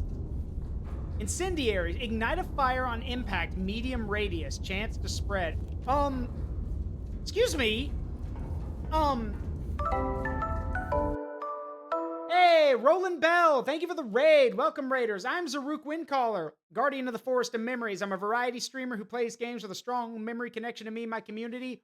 And welcome to Iron Nest, Heavy Turret Simulator. Glory to Castile. Hope you're all doing well. Thank you for trusting me with your community. What were y'all up to? Can someone give Roland a shout out, please? All right.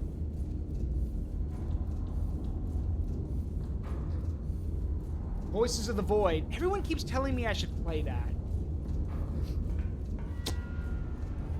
All right, do you guys, you know what? Fine. I'll load one incendiary shell. One. Just so we can see what it does.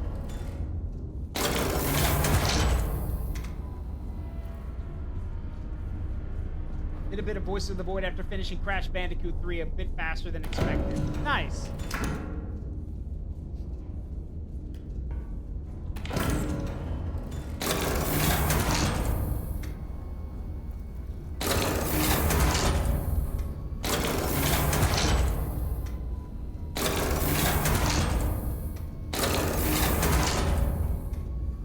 Load up one gun. Yep. Switching.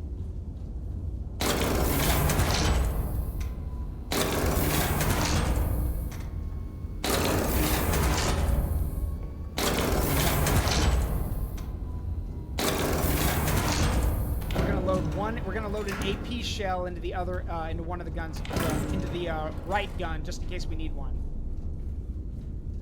All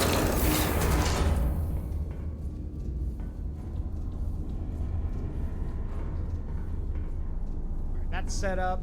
Let's see. Oh, and because I have to, I know nothing about this game. So, Roland, basically, it's a giant turret simulator. This turret is modeled after the Bismarck, after Battleship Bismarck's turret, but the guns are 800 millimeters, the size of the railway guns from World War II. All right. Let's plot some. Let's put some warheads on foreheads. Position 1. 226 degrees from spotter 1, or bearing 226 from spotter 1, and 58 from spotter 2. So 226 from spotter 1.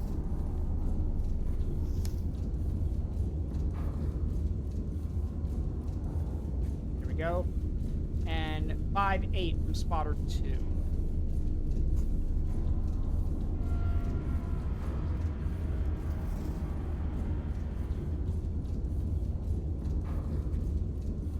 Right there. There's our target. Right there. Right next. 177 from spotter 1 and 80 from spotter 3. So 177.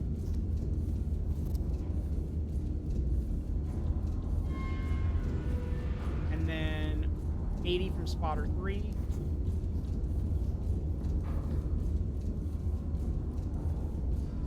There's another target right there.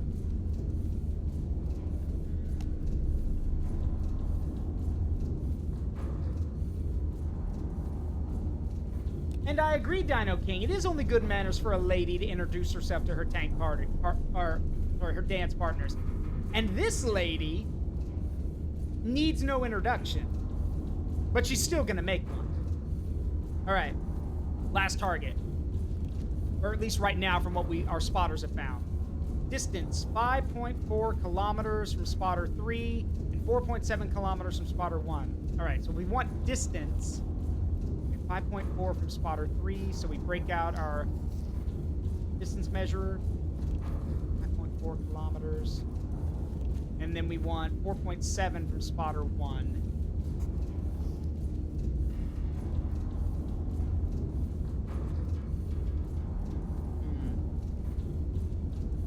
The problem is they cross at 2 points. So it could be here, or it could be here. My money is here. They wouldn't put 2 artillery positions in 1 grid square. That's wasteful. You want to spread out the artillery.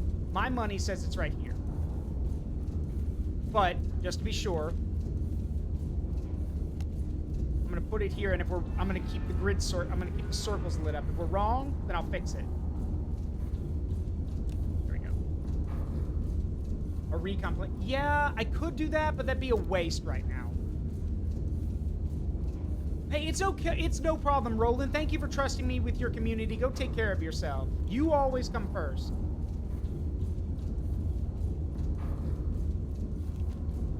All right. Time to put some warheads on foreheads. Position 1.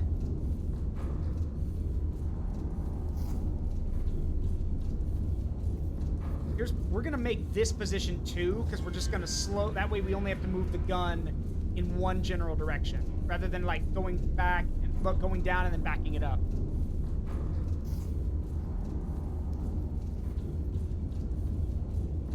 Go.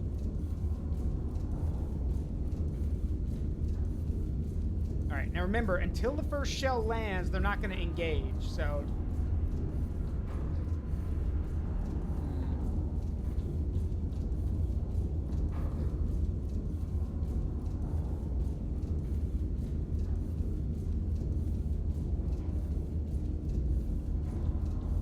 Sec.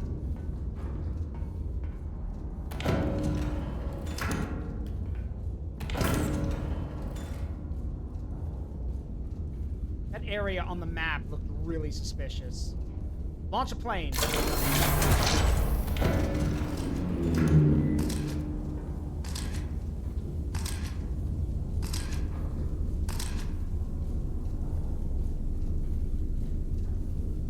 Well, at least we know we were off. Target's right there.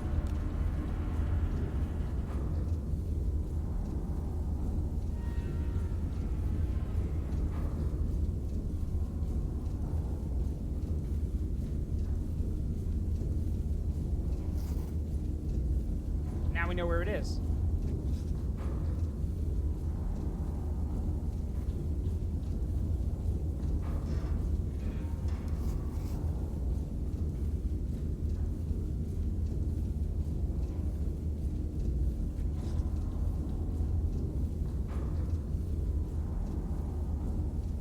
Wait a minute. That seems off. Hang on.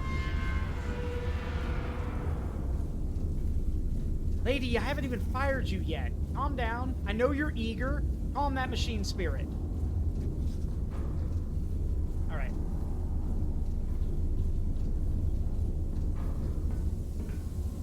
Oh yeah, she's really eager. She's already bursting her. She's already bursting steam everywhere. Oh, ad playing. I'm sorry. I'll be right back.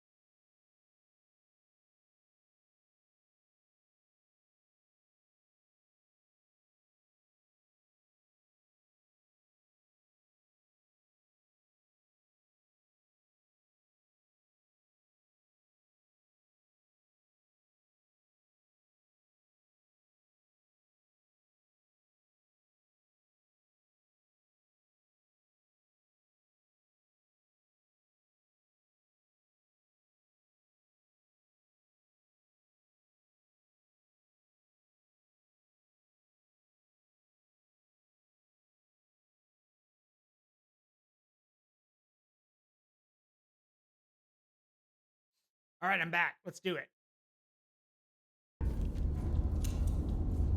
Here's the thing. I don't know if these incendiary shells are going to take out the enemy. I'm sure they will, but, you know, I just want to be careful. So, first one is 5.74. 5.74 kilometers. That's going to be 2 powder charges. Bearing is 86 degrees.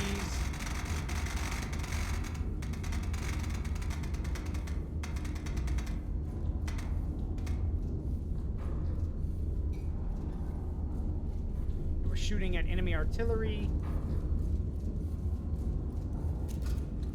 Shell type is incendiary.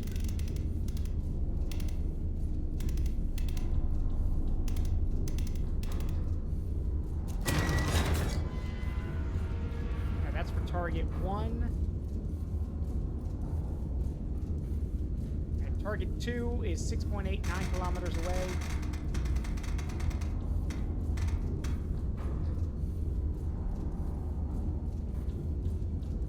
95 degrees.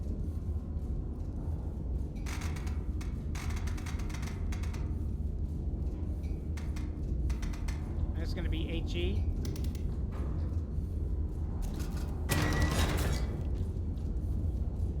Go. That's the second one, and the third one is 10.17 kilometers.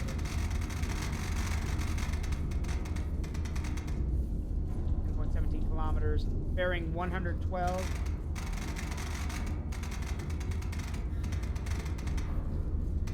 Go. Set to 3 charges. It's got to be 3 powder charges. This will be HE. There we go. Thank you for the care package, Amina. I love you. All right. Hold on. My own little touch.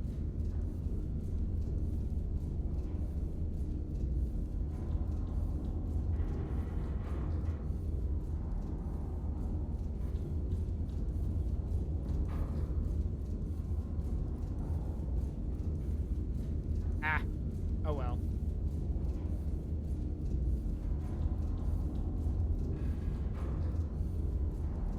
Burn, baby, burn. Disco Inferno, burn, baby, burn. All right, there we go. Load. Oh,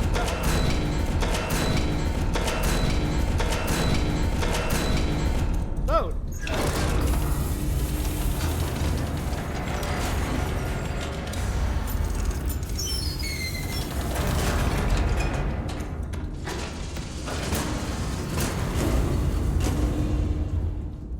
Loading.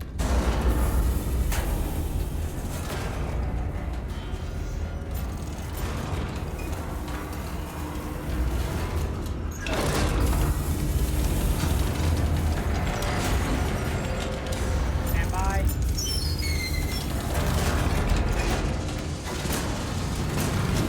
Powder charge ready.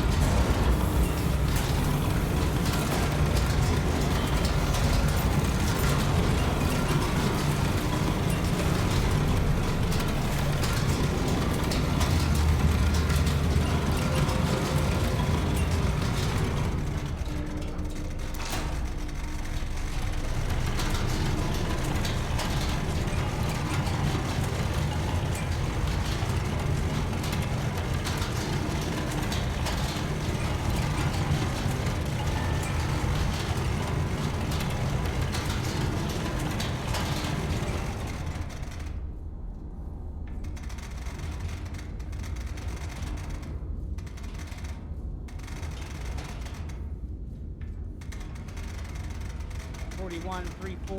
That'll be that's the HE round. There we go. All right, turn the gun 86 degrees.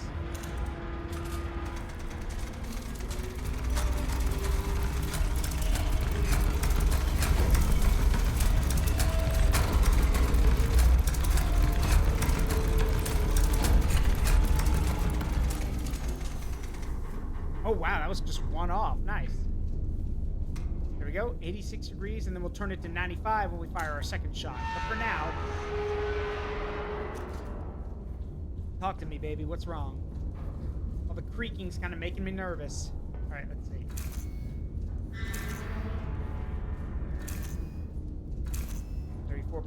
.4, 86 degrees, and by.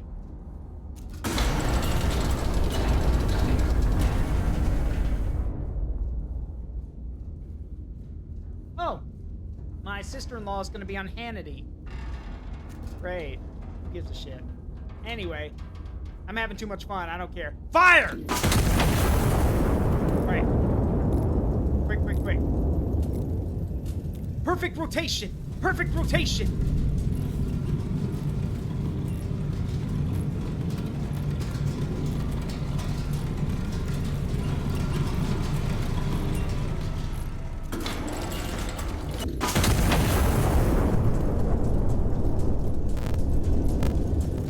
Target destroyed.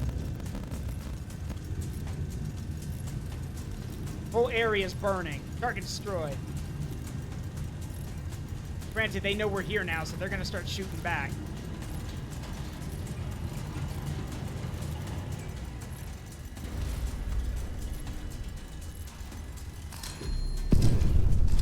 Yep, they're shooting back.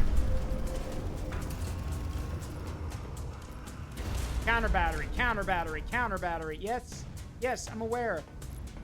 I'm not blind. Oh, crap. Well, certainly not going to sit here and let him take pot shots at my lady. Load. I guess, Izzy. I literally don't know and I don't care.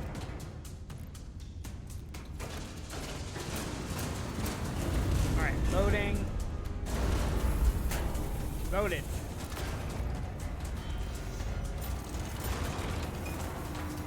And yeah, shells don't whistle. They do not. So, this is accurate. I'm gonna load another HE shell just to be sure. Whoa! Alright, that one was kind of close.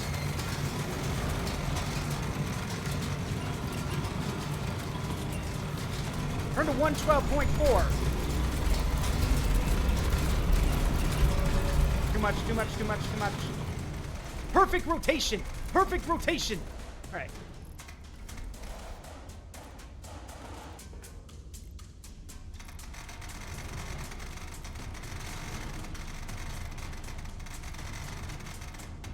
Oh, that was good. I had it.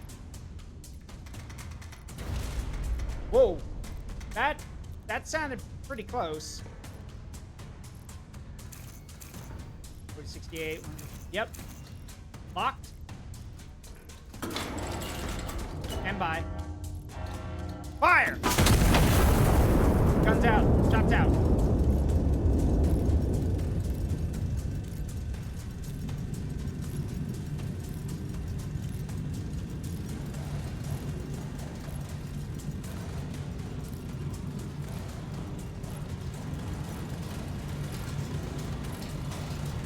Stand by. Impact. Now!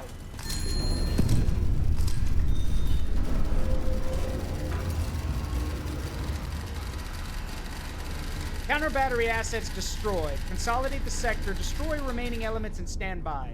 Copy that. Oh, we still got a few targets to take out. Let's clear the map for now. I'm not surprised our spotters haven't ID'd other positions yet. There's one right there. So, at least we know there's one target right there. So...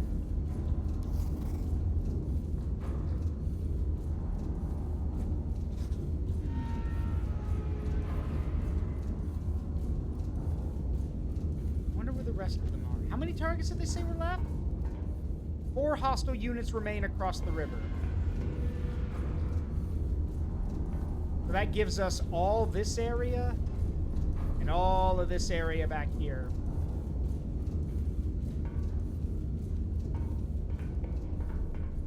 I need a recon mission. Hang on. Let's scout the area. Let's launch a plane to S9 and see what we can find.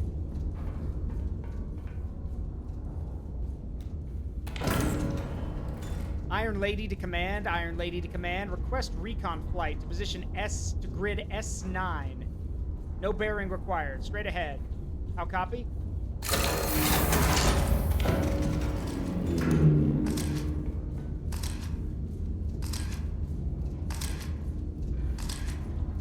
No joy, no joy. Nothing.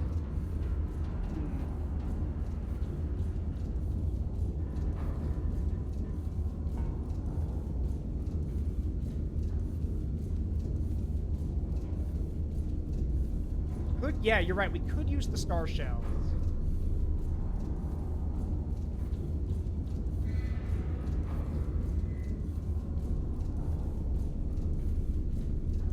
Hang on.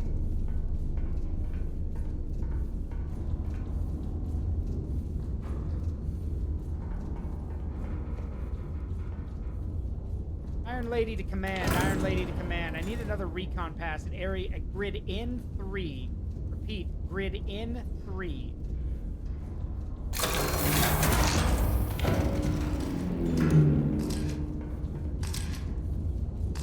Nothing. Where are they hiding that last artillery piece?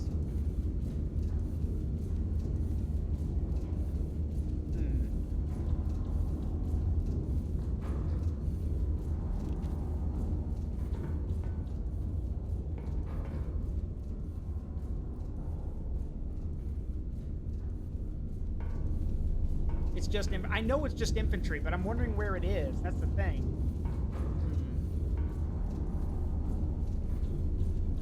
Well, Blue's got the right idea. I guess we'll fire a star shell.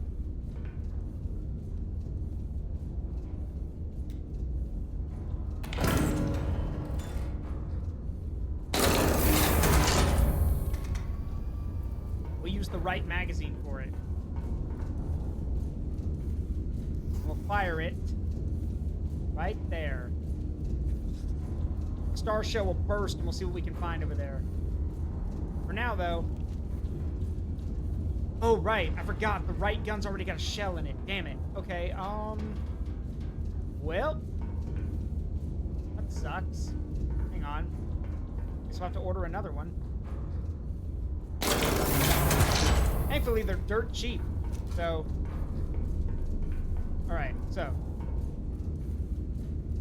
Target is 10.2... Alright, well the first one's 8.92, so...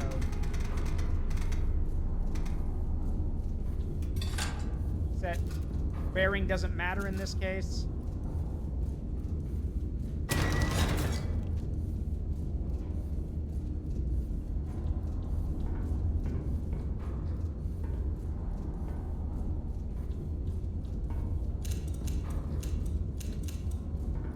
This is for the star shell. Hang on.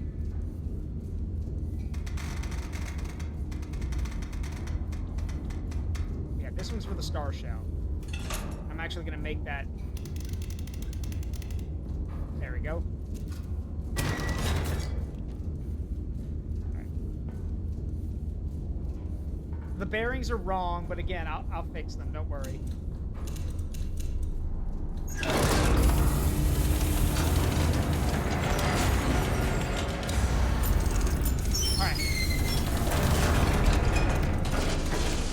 Loaded! Loading!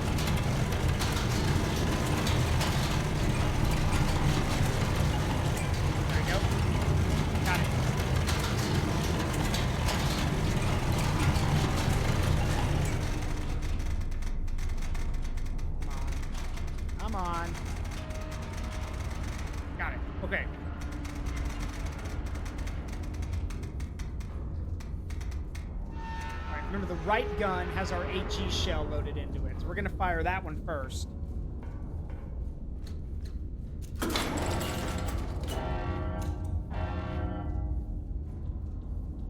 Yep. All right. And fire.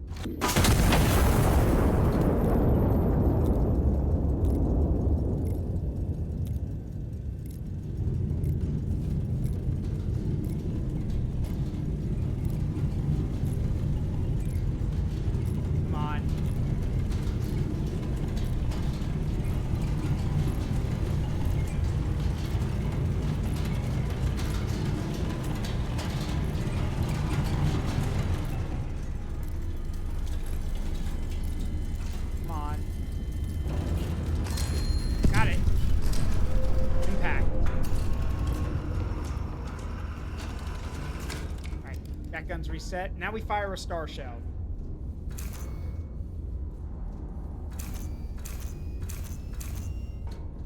And lock. Let's light up the sky. And God said, "Let there be light."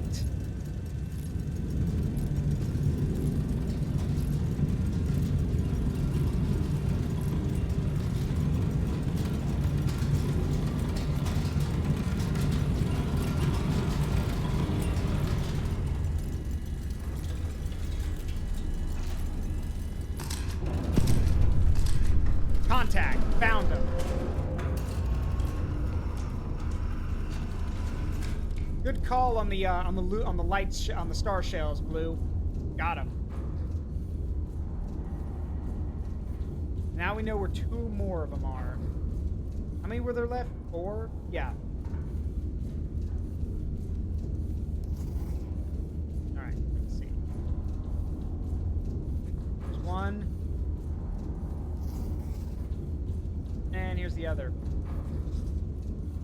Hey, you guys want to do something really illegal? You guys want to do something really illegal?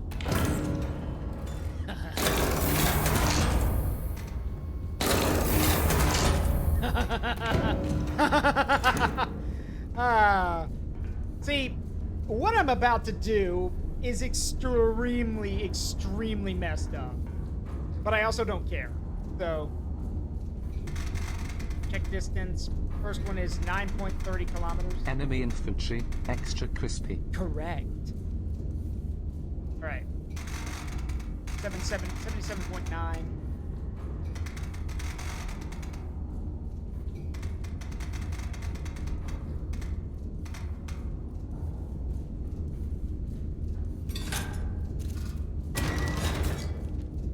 First target. Yeah, I know it says star. Ignore it. All right, next one's 9.28. Bearing 83.1.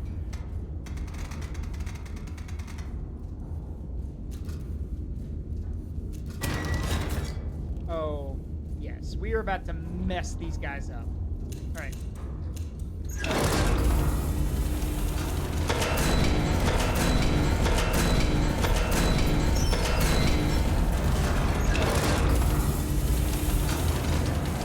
Yeah, did somebody say war crimes?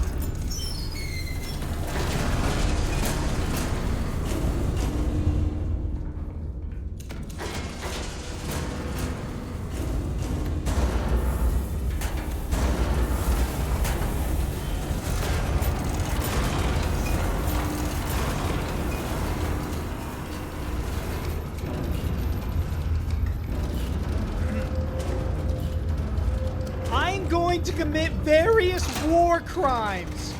I will be wanted in multiple countries.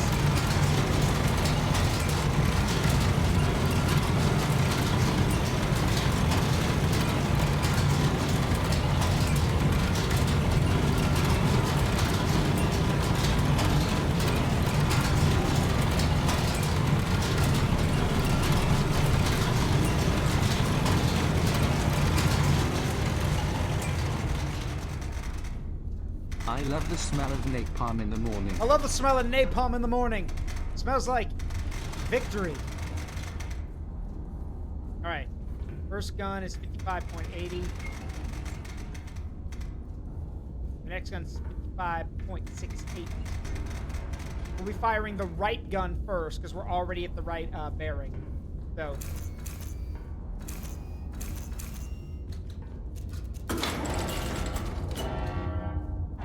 Fire! Perfect rotation! Perfect rotation! Perfect rotation! Alright. And... come on. Got it. Locked. Fire! Shells out.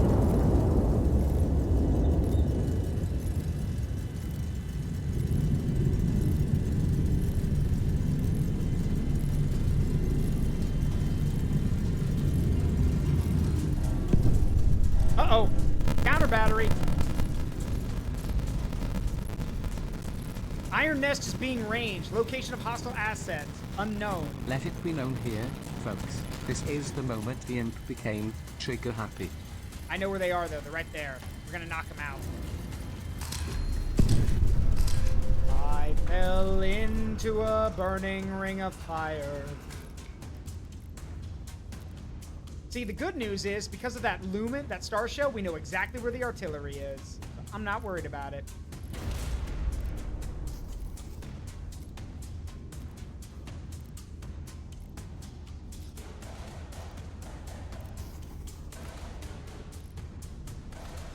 I do like the music for the set for the counter battery fire. Sounds really cool.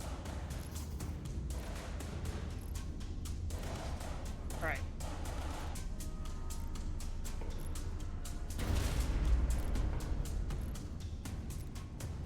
And if that's all you guys have got, this is going to be over quick. Load HE shells to prepare to fire.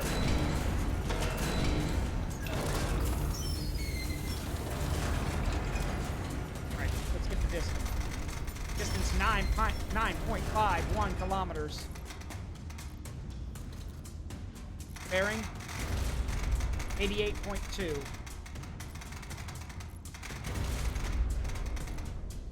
we go. If that's all you guys have got, you're never going to take down the Iron Lady.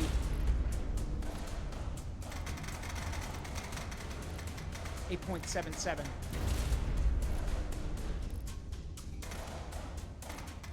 Set.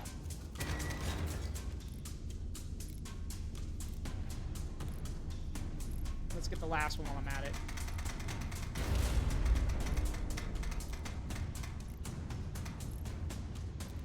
Oh, wait, that distance is wrong.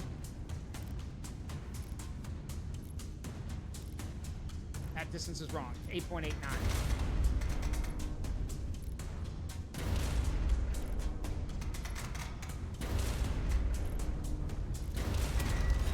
Alright, that's our third shot. For now, let's focus on the first two.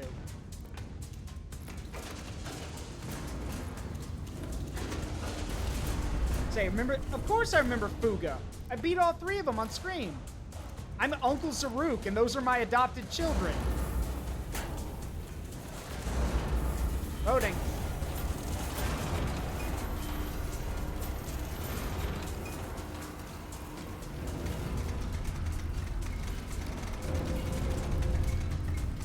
Perfect rotation. Perfect rotation.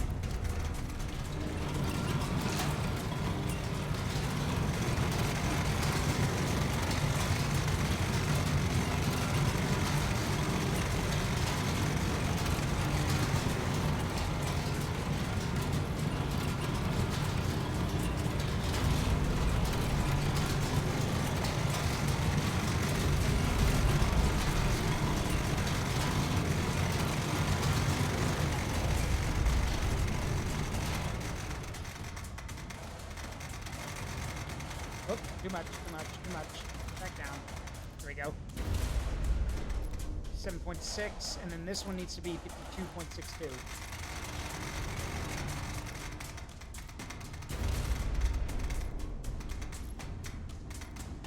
There we go. Stand by. Fire! Change position. Second gun locked. Fire!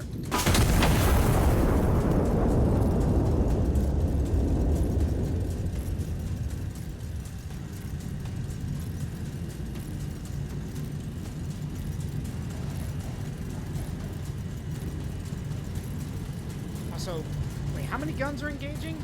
Counter battery, counter battery, counter battery. Location of hostile assets unknown. Got that one.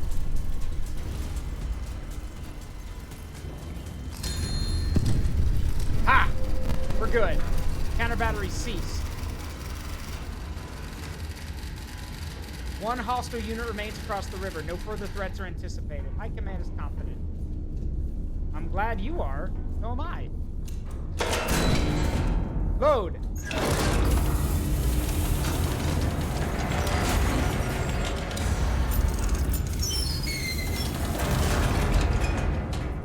Yes, that's true, Scorpio, but also at the same time, you know,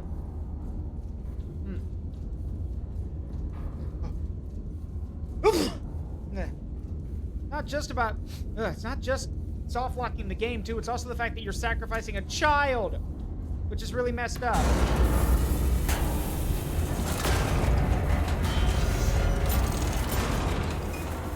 Seriously though, if y'all haven't yet, go play the Fuga games. Fuga Melodies of Steel 1, 2, and 3 are great.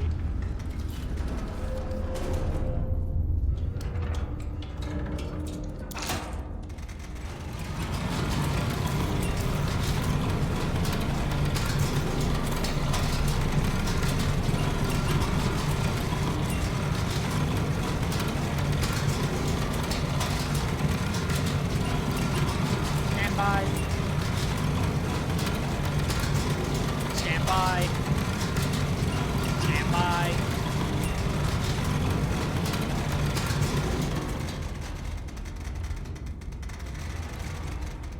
Alright. Stand by. Set. Fire mission confirmed. Shell type HE. Bearing confirmed. 90.7 degrees. Elevation 53.34 degrees. Lock. What do we say, lady? What I thought. Fire! Shell out. 25 seconds to impact. Stand by. Stand by.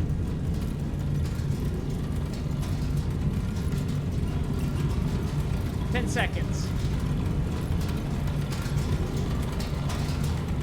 5, 4, 3, 2, 1. Impact now!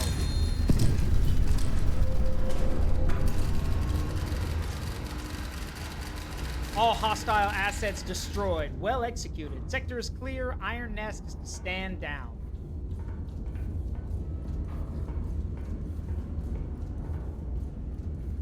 Today is a good day.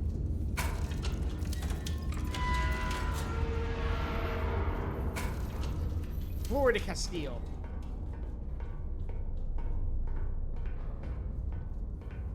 Come here.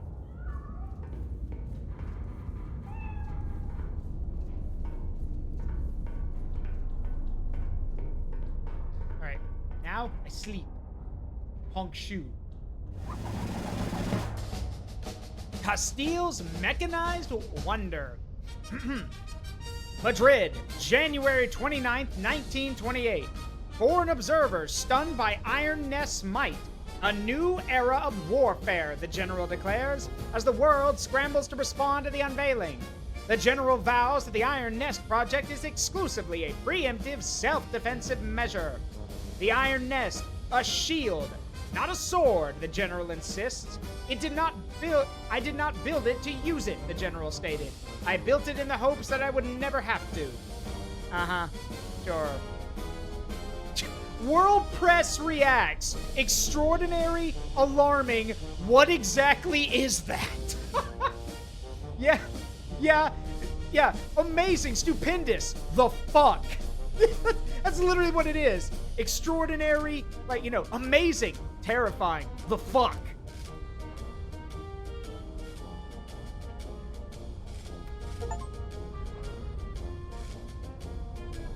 First reply, silence the counter battery.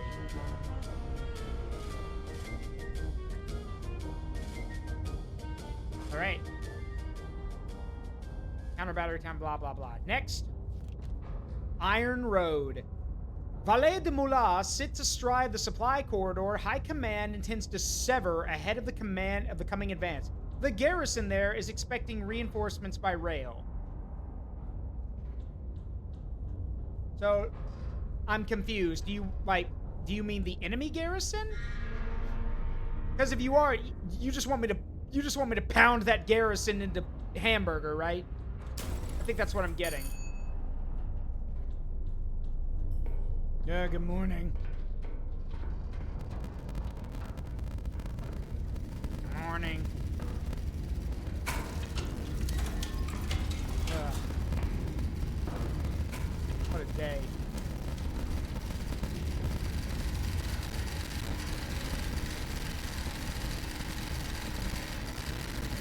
good, great, awesome, outstanding. Oh god, what is that? Please, Sturkio, stop mocking the iron nest. It's sensitive to bull. What do you mean? You blew one of its joints off.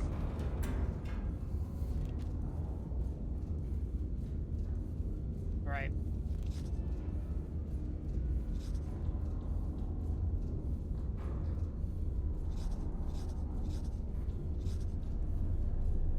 Train confirmed, entering corridor.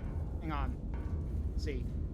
The train will reach Valle du Mula main station at approximately 10 o'clock, 10:16, 50 seconds. Intercept before its arrival.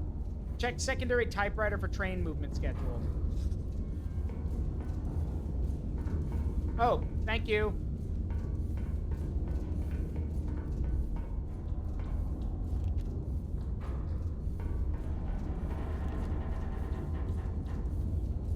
Jeez, I've got 5 minutes. Good grief.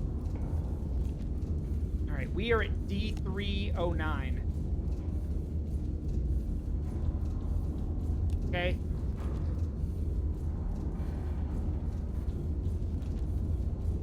Kilometers from station. All right. And the station is at J604. Hang on. J604.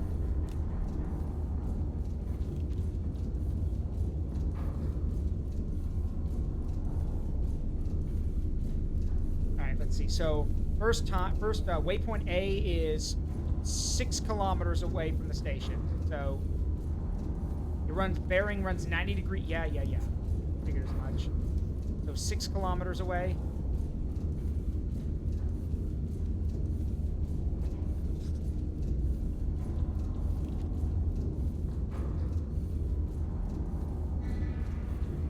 All right. The second one is 4 kilometers away.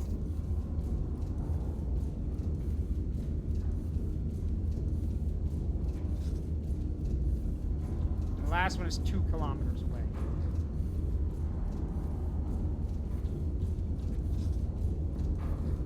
Wait, timeout?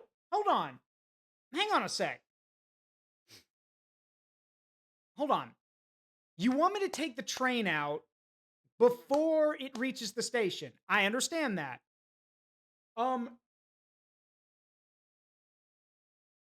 Question. Is it an anti-grav train? Because the craters I'm leaving in the ground with these shells are going to rip the very ground apart. There is no way a train is going to get through those craters. So, yeah, exactly, Blue. So, why do I need to know the exact time and place? Like, I can literally just frag the entire train line. Or are you telling me that somehow that's not the case?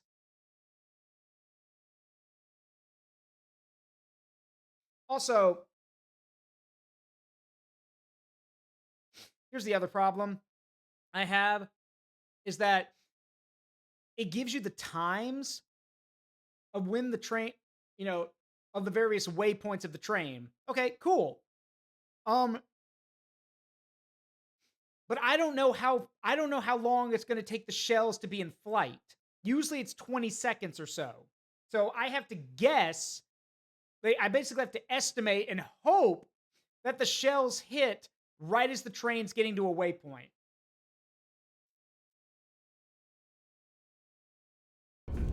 Fuck it. All right. Got it. Oh shit, I made a mistake. Hang on. I fucked up. Wait a minute. I fucked up.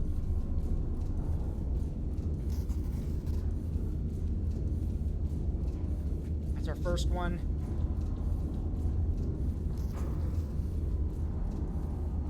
This is our second one. And here's the third one. Got it. Okay. I don't have any shells. Are you fucking kidding me? Okay. Fuck it.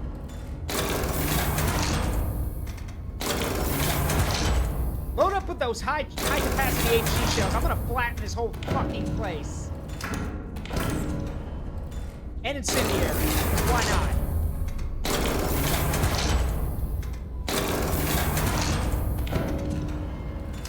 I'm about to make you fuckers wish you'd never been born.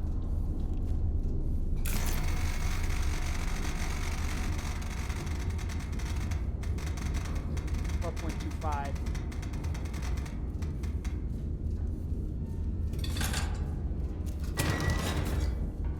You load that shell now.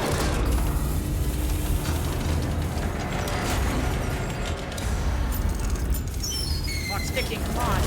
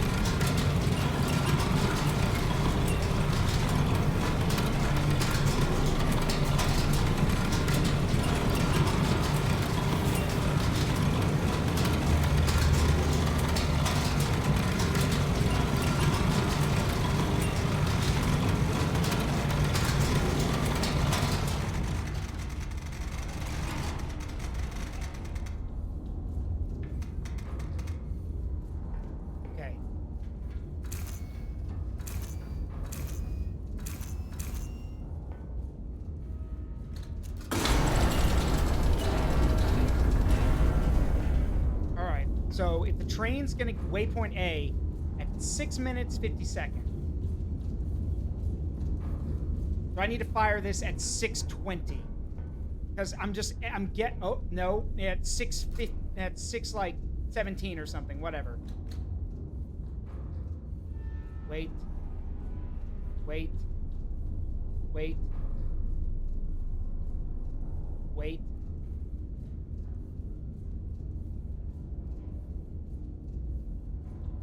Fuck it! Come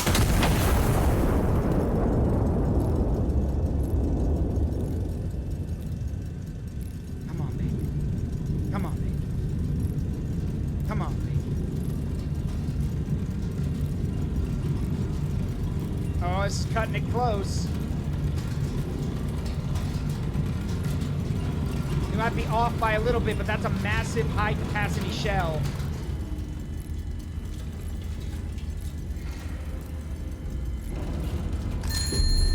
Kaboom! All in one go! Hell yeah! How about that? Look at that! Took it out right as it got there. Hell yeah! Well done, operator. Allied infantry hold the position awaiting your signal to commence the assault. 2 armored emplacements block their assault trajectory. Allied infantry cannot advance until they're destroyed. The armored emplacements require AP shells. Use your war horn located hanging to the left of the trigger console or to the back right of the map table to signal the successful destruction of both armored emplacements. Caution, signaling before you have completed your task will result in mass casualties. Man, I feel good about that. I nailed that. No reinforcements for you guys.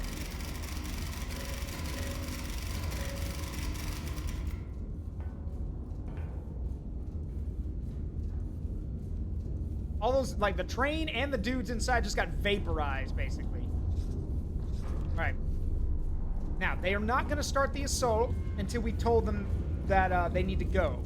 So let's take a minute and do the rest of, and slow down. As Dylan Hollis says, let's slow down for a bit. I-5, 2, 1. And here I was getting all angry and huffy, thinking that that whole system was bullshit, and I made it look like a joke. Let's see. J4O-7.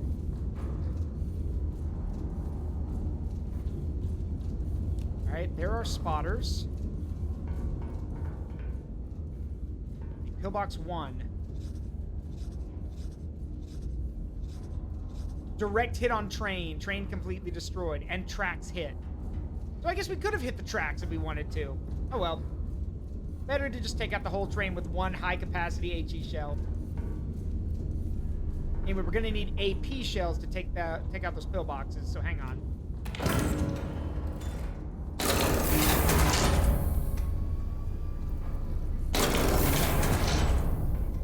And yeah, we could... We could have blown up the station blue, but again, we're trying to capture the place, not destroy it. We need that station. So, all right, let's see. Bearing 354 from spotter 1.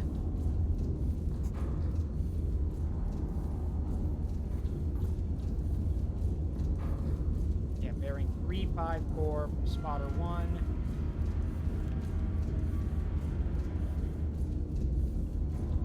354. 4.17 kilometers from spotter 2.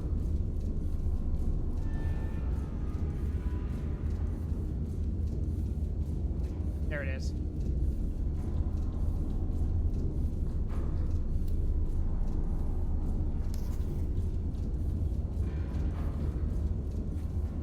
Got that one. Next, bearing 330 from spotter 2.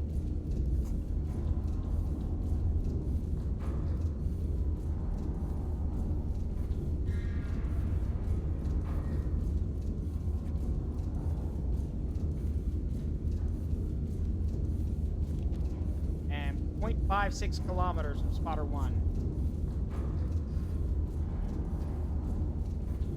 Wow, you guys are like right on top of that thing. Good grief.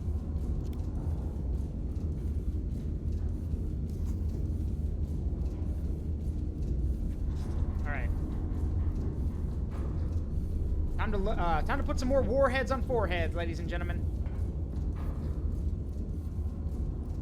Distance 6.78 kilometers.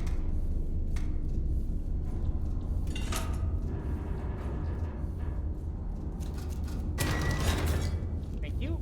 That's the first one. The second one is 5.74 kilometers.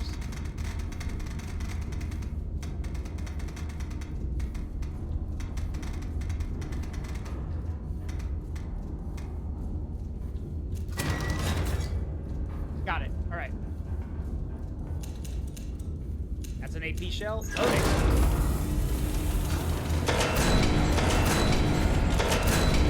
Loading.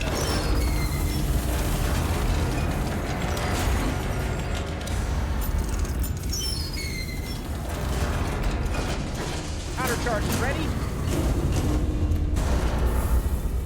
Ram those suckers home.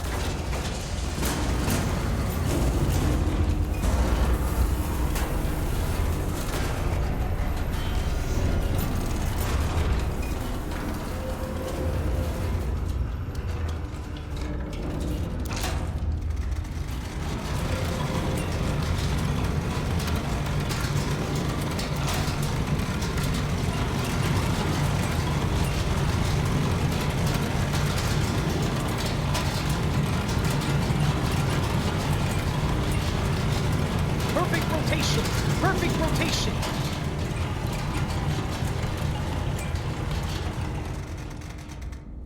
Ooh, not bad, Zaruk, not bad.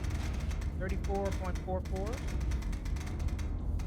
There we go. And then the other one is, ooh, yeah, right on target almost. Damn, I'm good.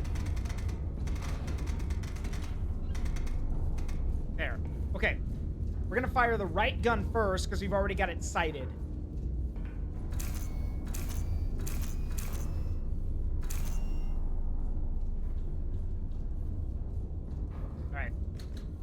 Gun ready! Fire!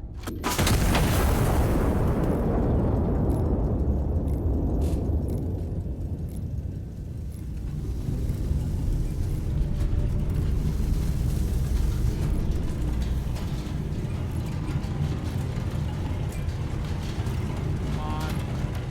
Here we go.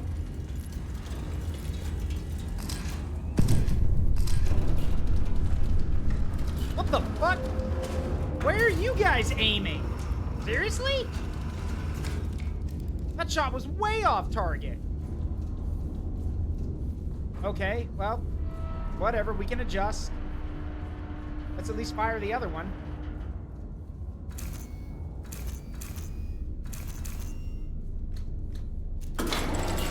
Fire. Gotta get some more AP shells.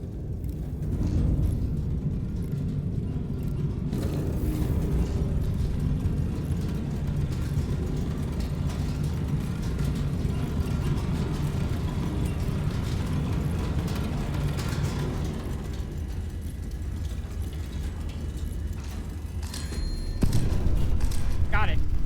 Target destroyed. Still gotta take out the last one. I wonder if they're gonna ask me. I wonder if they're gonna ask me to provide fire support for the other, for the rest of the operation. What is that? Ooh, what is that? That looks important. That looks very important.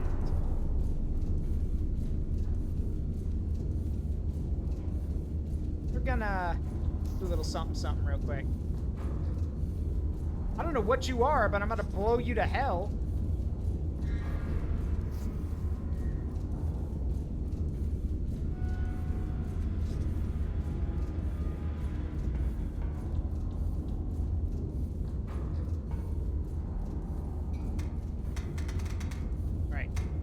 So first one is 7.5 kilometers.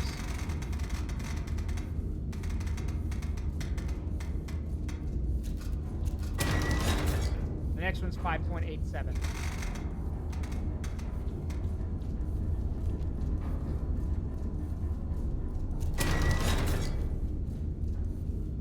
All right. Load up with AP.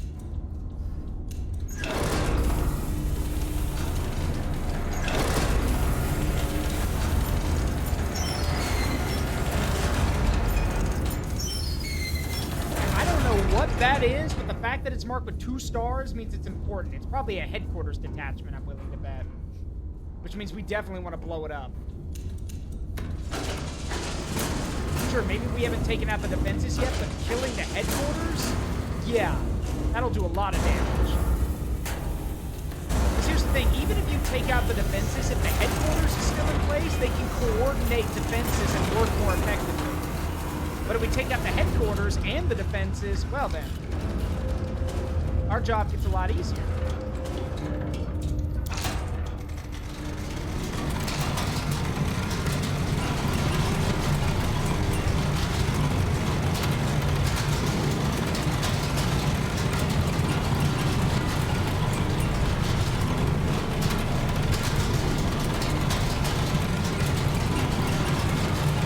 Perfect rotation! Perfect rotation! Perfect rotation! Alright. Gotta be 4230. Had to make that command center go bye-bye! Alright. This is 3522 for the second shot.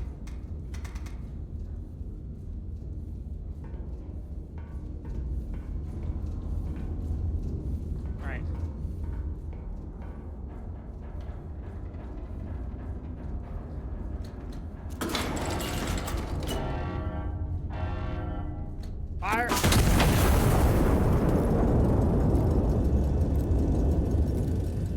Oh, that's gonna be bang on target. All right, shift. Perfect rotation. Perfect rotation. Perfect rotation. Perfect rotation. Perfect rotation. Perfect rotation. Perfect rotation. Perfect rotation.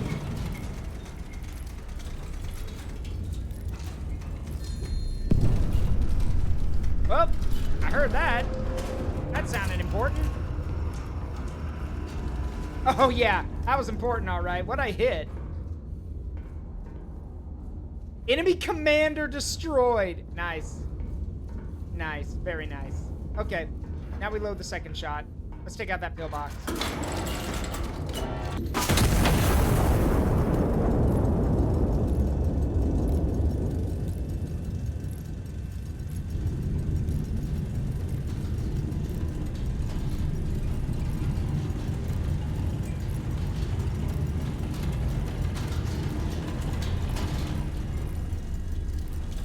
hit. Got it. Nice shot.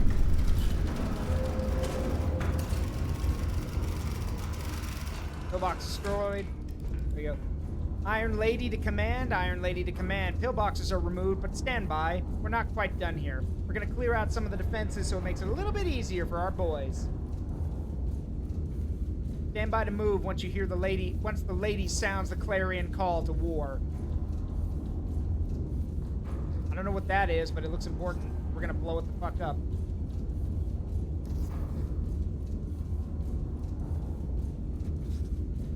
Actually, does it even say what that symbol is? Whoop. It is not, so I don't know what it is. Whatever it is, it's marked as a priority, so we're gonna take it out.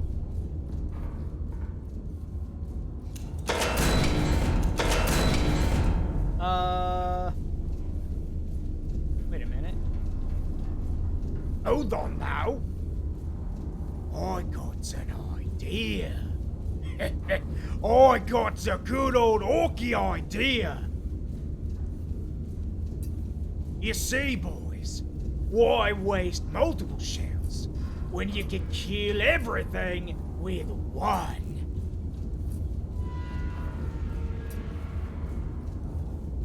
We drops this right there. We can kill two birds with two umis with one big rock. Oh, it's gonna be fun. It's just a plain old good orky idea.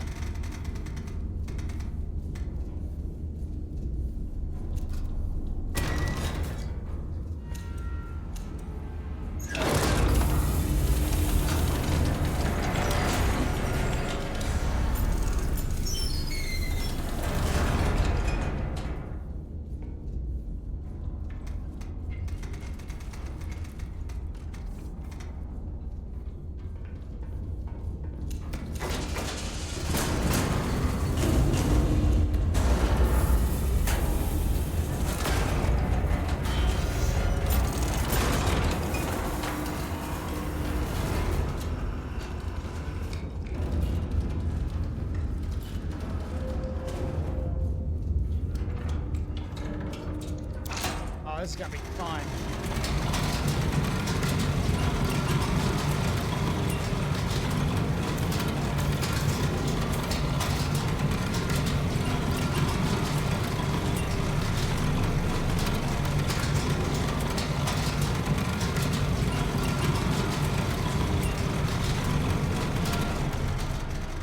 Behold, chat, as I make an entire part of a grid square disappear.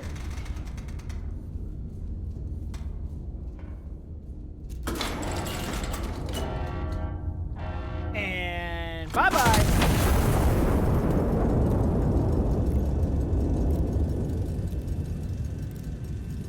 Again, I don't know what that is, but it's probably important.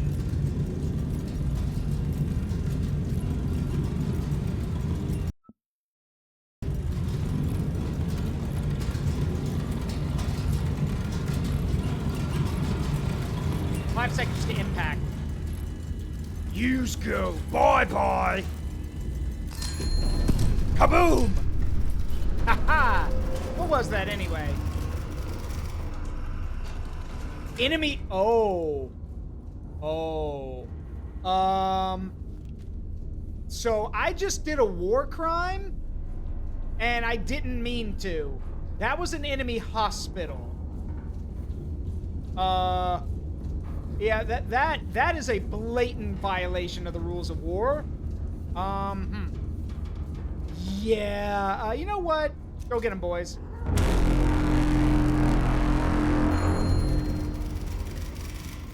Signal received. Commence the assault. Approach successfully cleared. Allied infantry advancing on Val de Mula. Primary objective complete. You may stand down.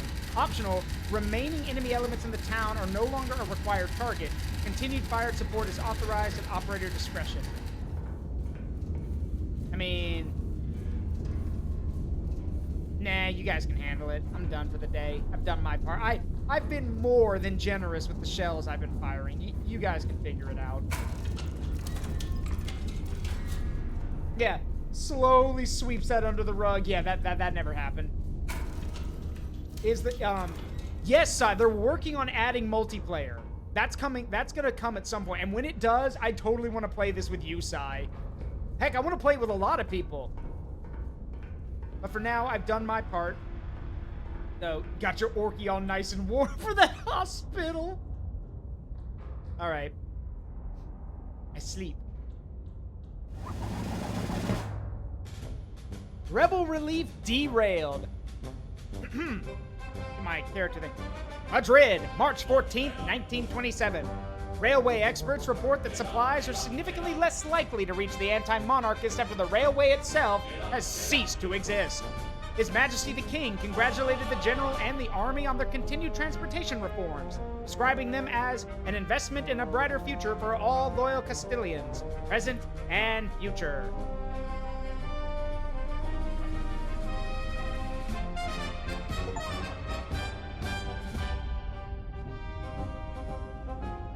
Intercept the Iron Road.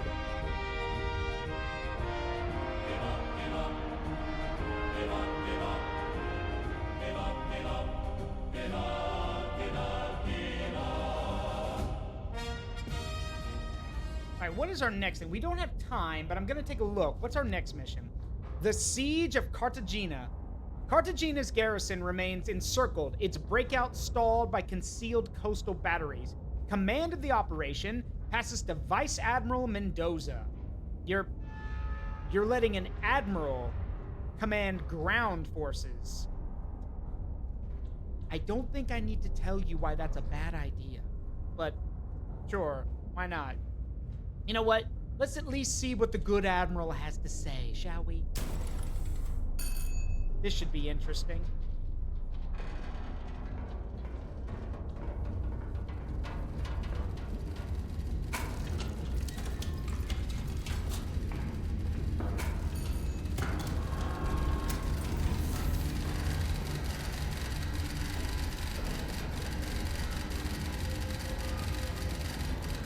Operational command of the Cartagena engagement is transferred to Naval Command, effective immediately.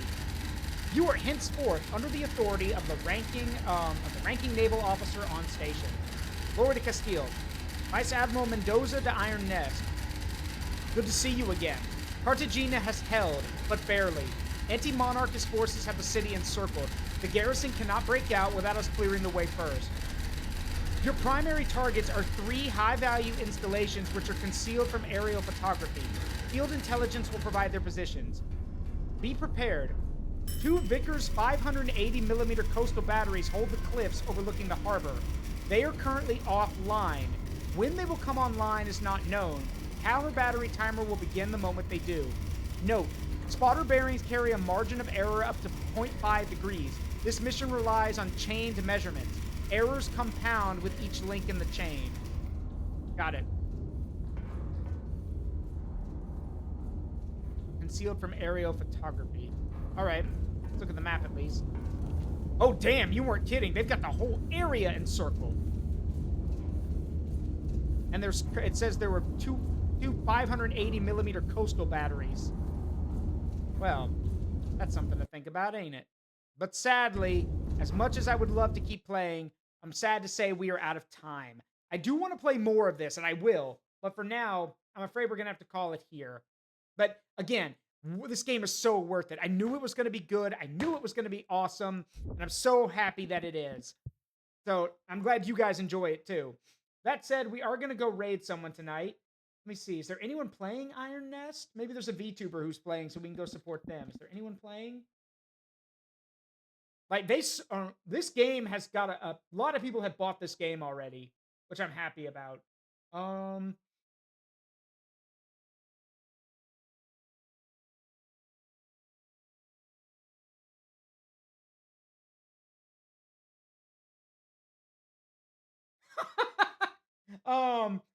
Sorry, I just noticed Zach Hazard is playing the game, and he just wrote on a shell, "Hold this."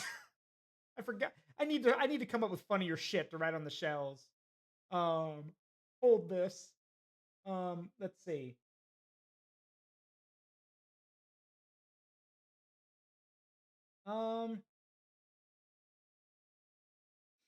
Yeah, you know what? Yeah, let's go raid someone who's playing Iron Nest tonight. Let's see. All right, I don't know who you are, but you're playing Iron Nest, so you're cool with me. Avali Varu.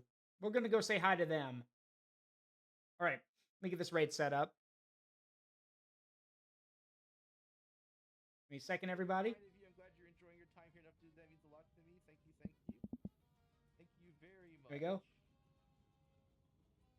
As all, oh, hold on, we're not done yet, but I'm getting set up real quick for this. Oh my God, you're drawing penises on your map. Shame, shame. Castilian troops don't do that. Regardless, I hope you all had fun tonight. I've been Zaruk Windcaller, and remember that the memories we make in life, good and bad, make us who we are. Don't trade them for anything. I love you guys. I'll see you all tomorrow for more Escape from Ever After. Have a great night. Bye-bye, and glory to Castile.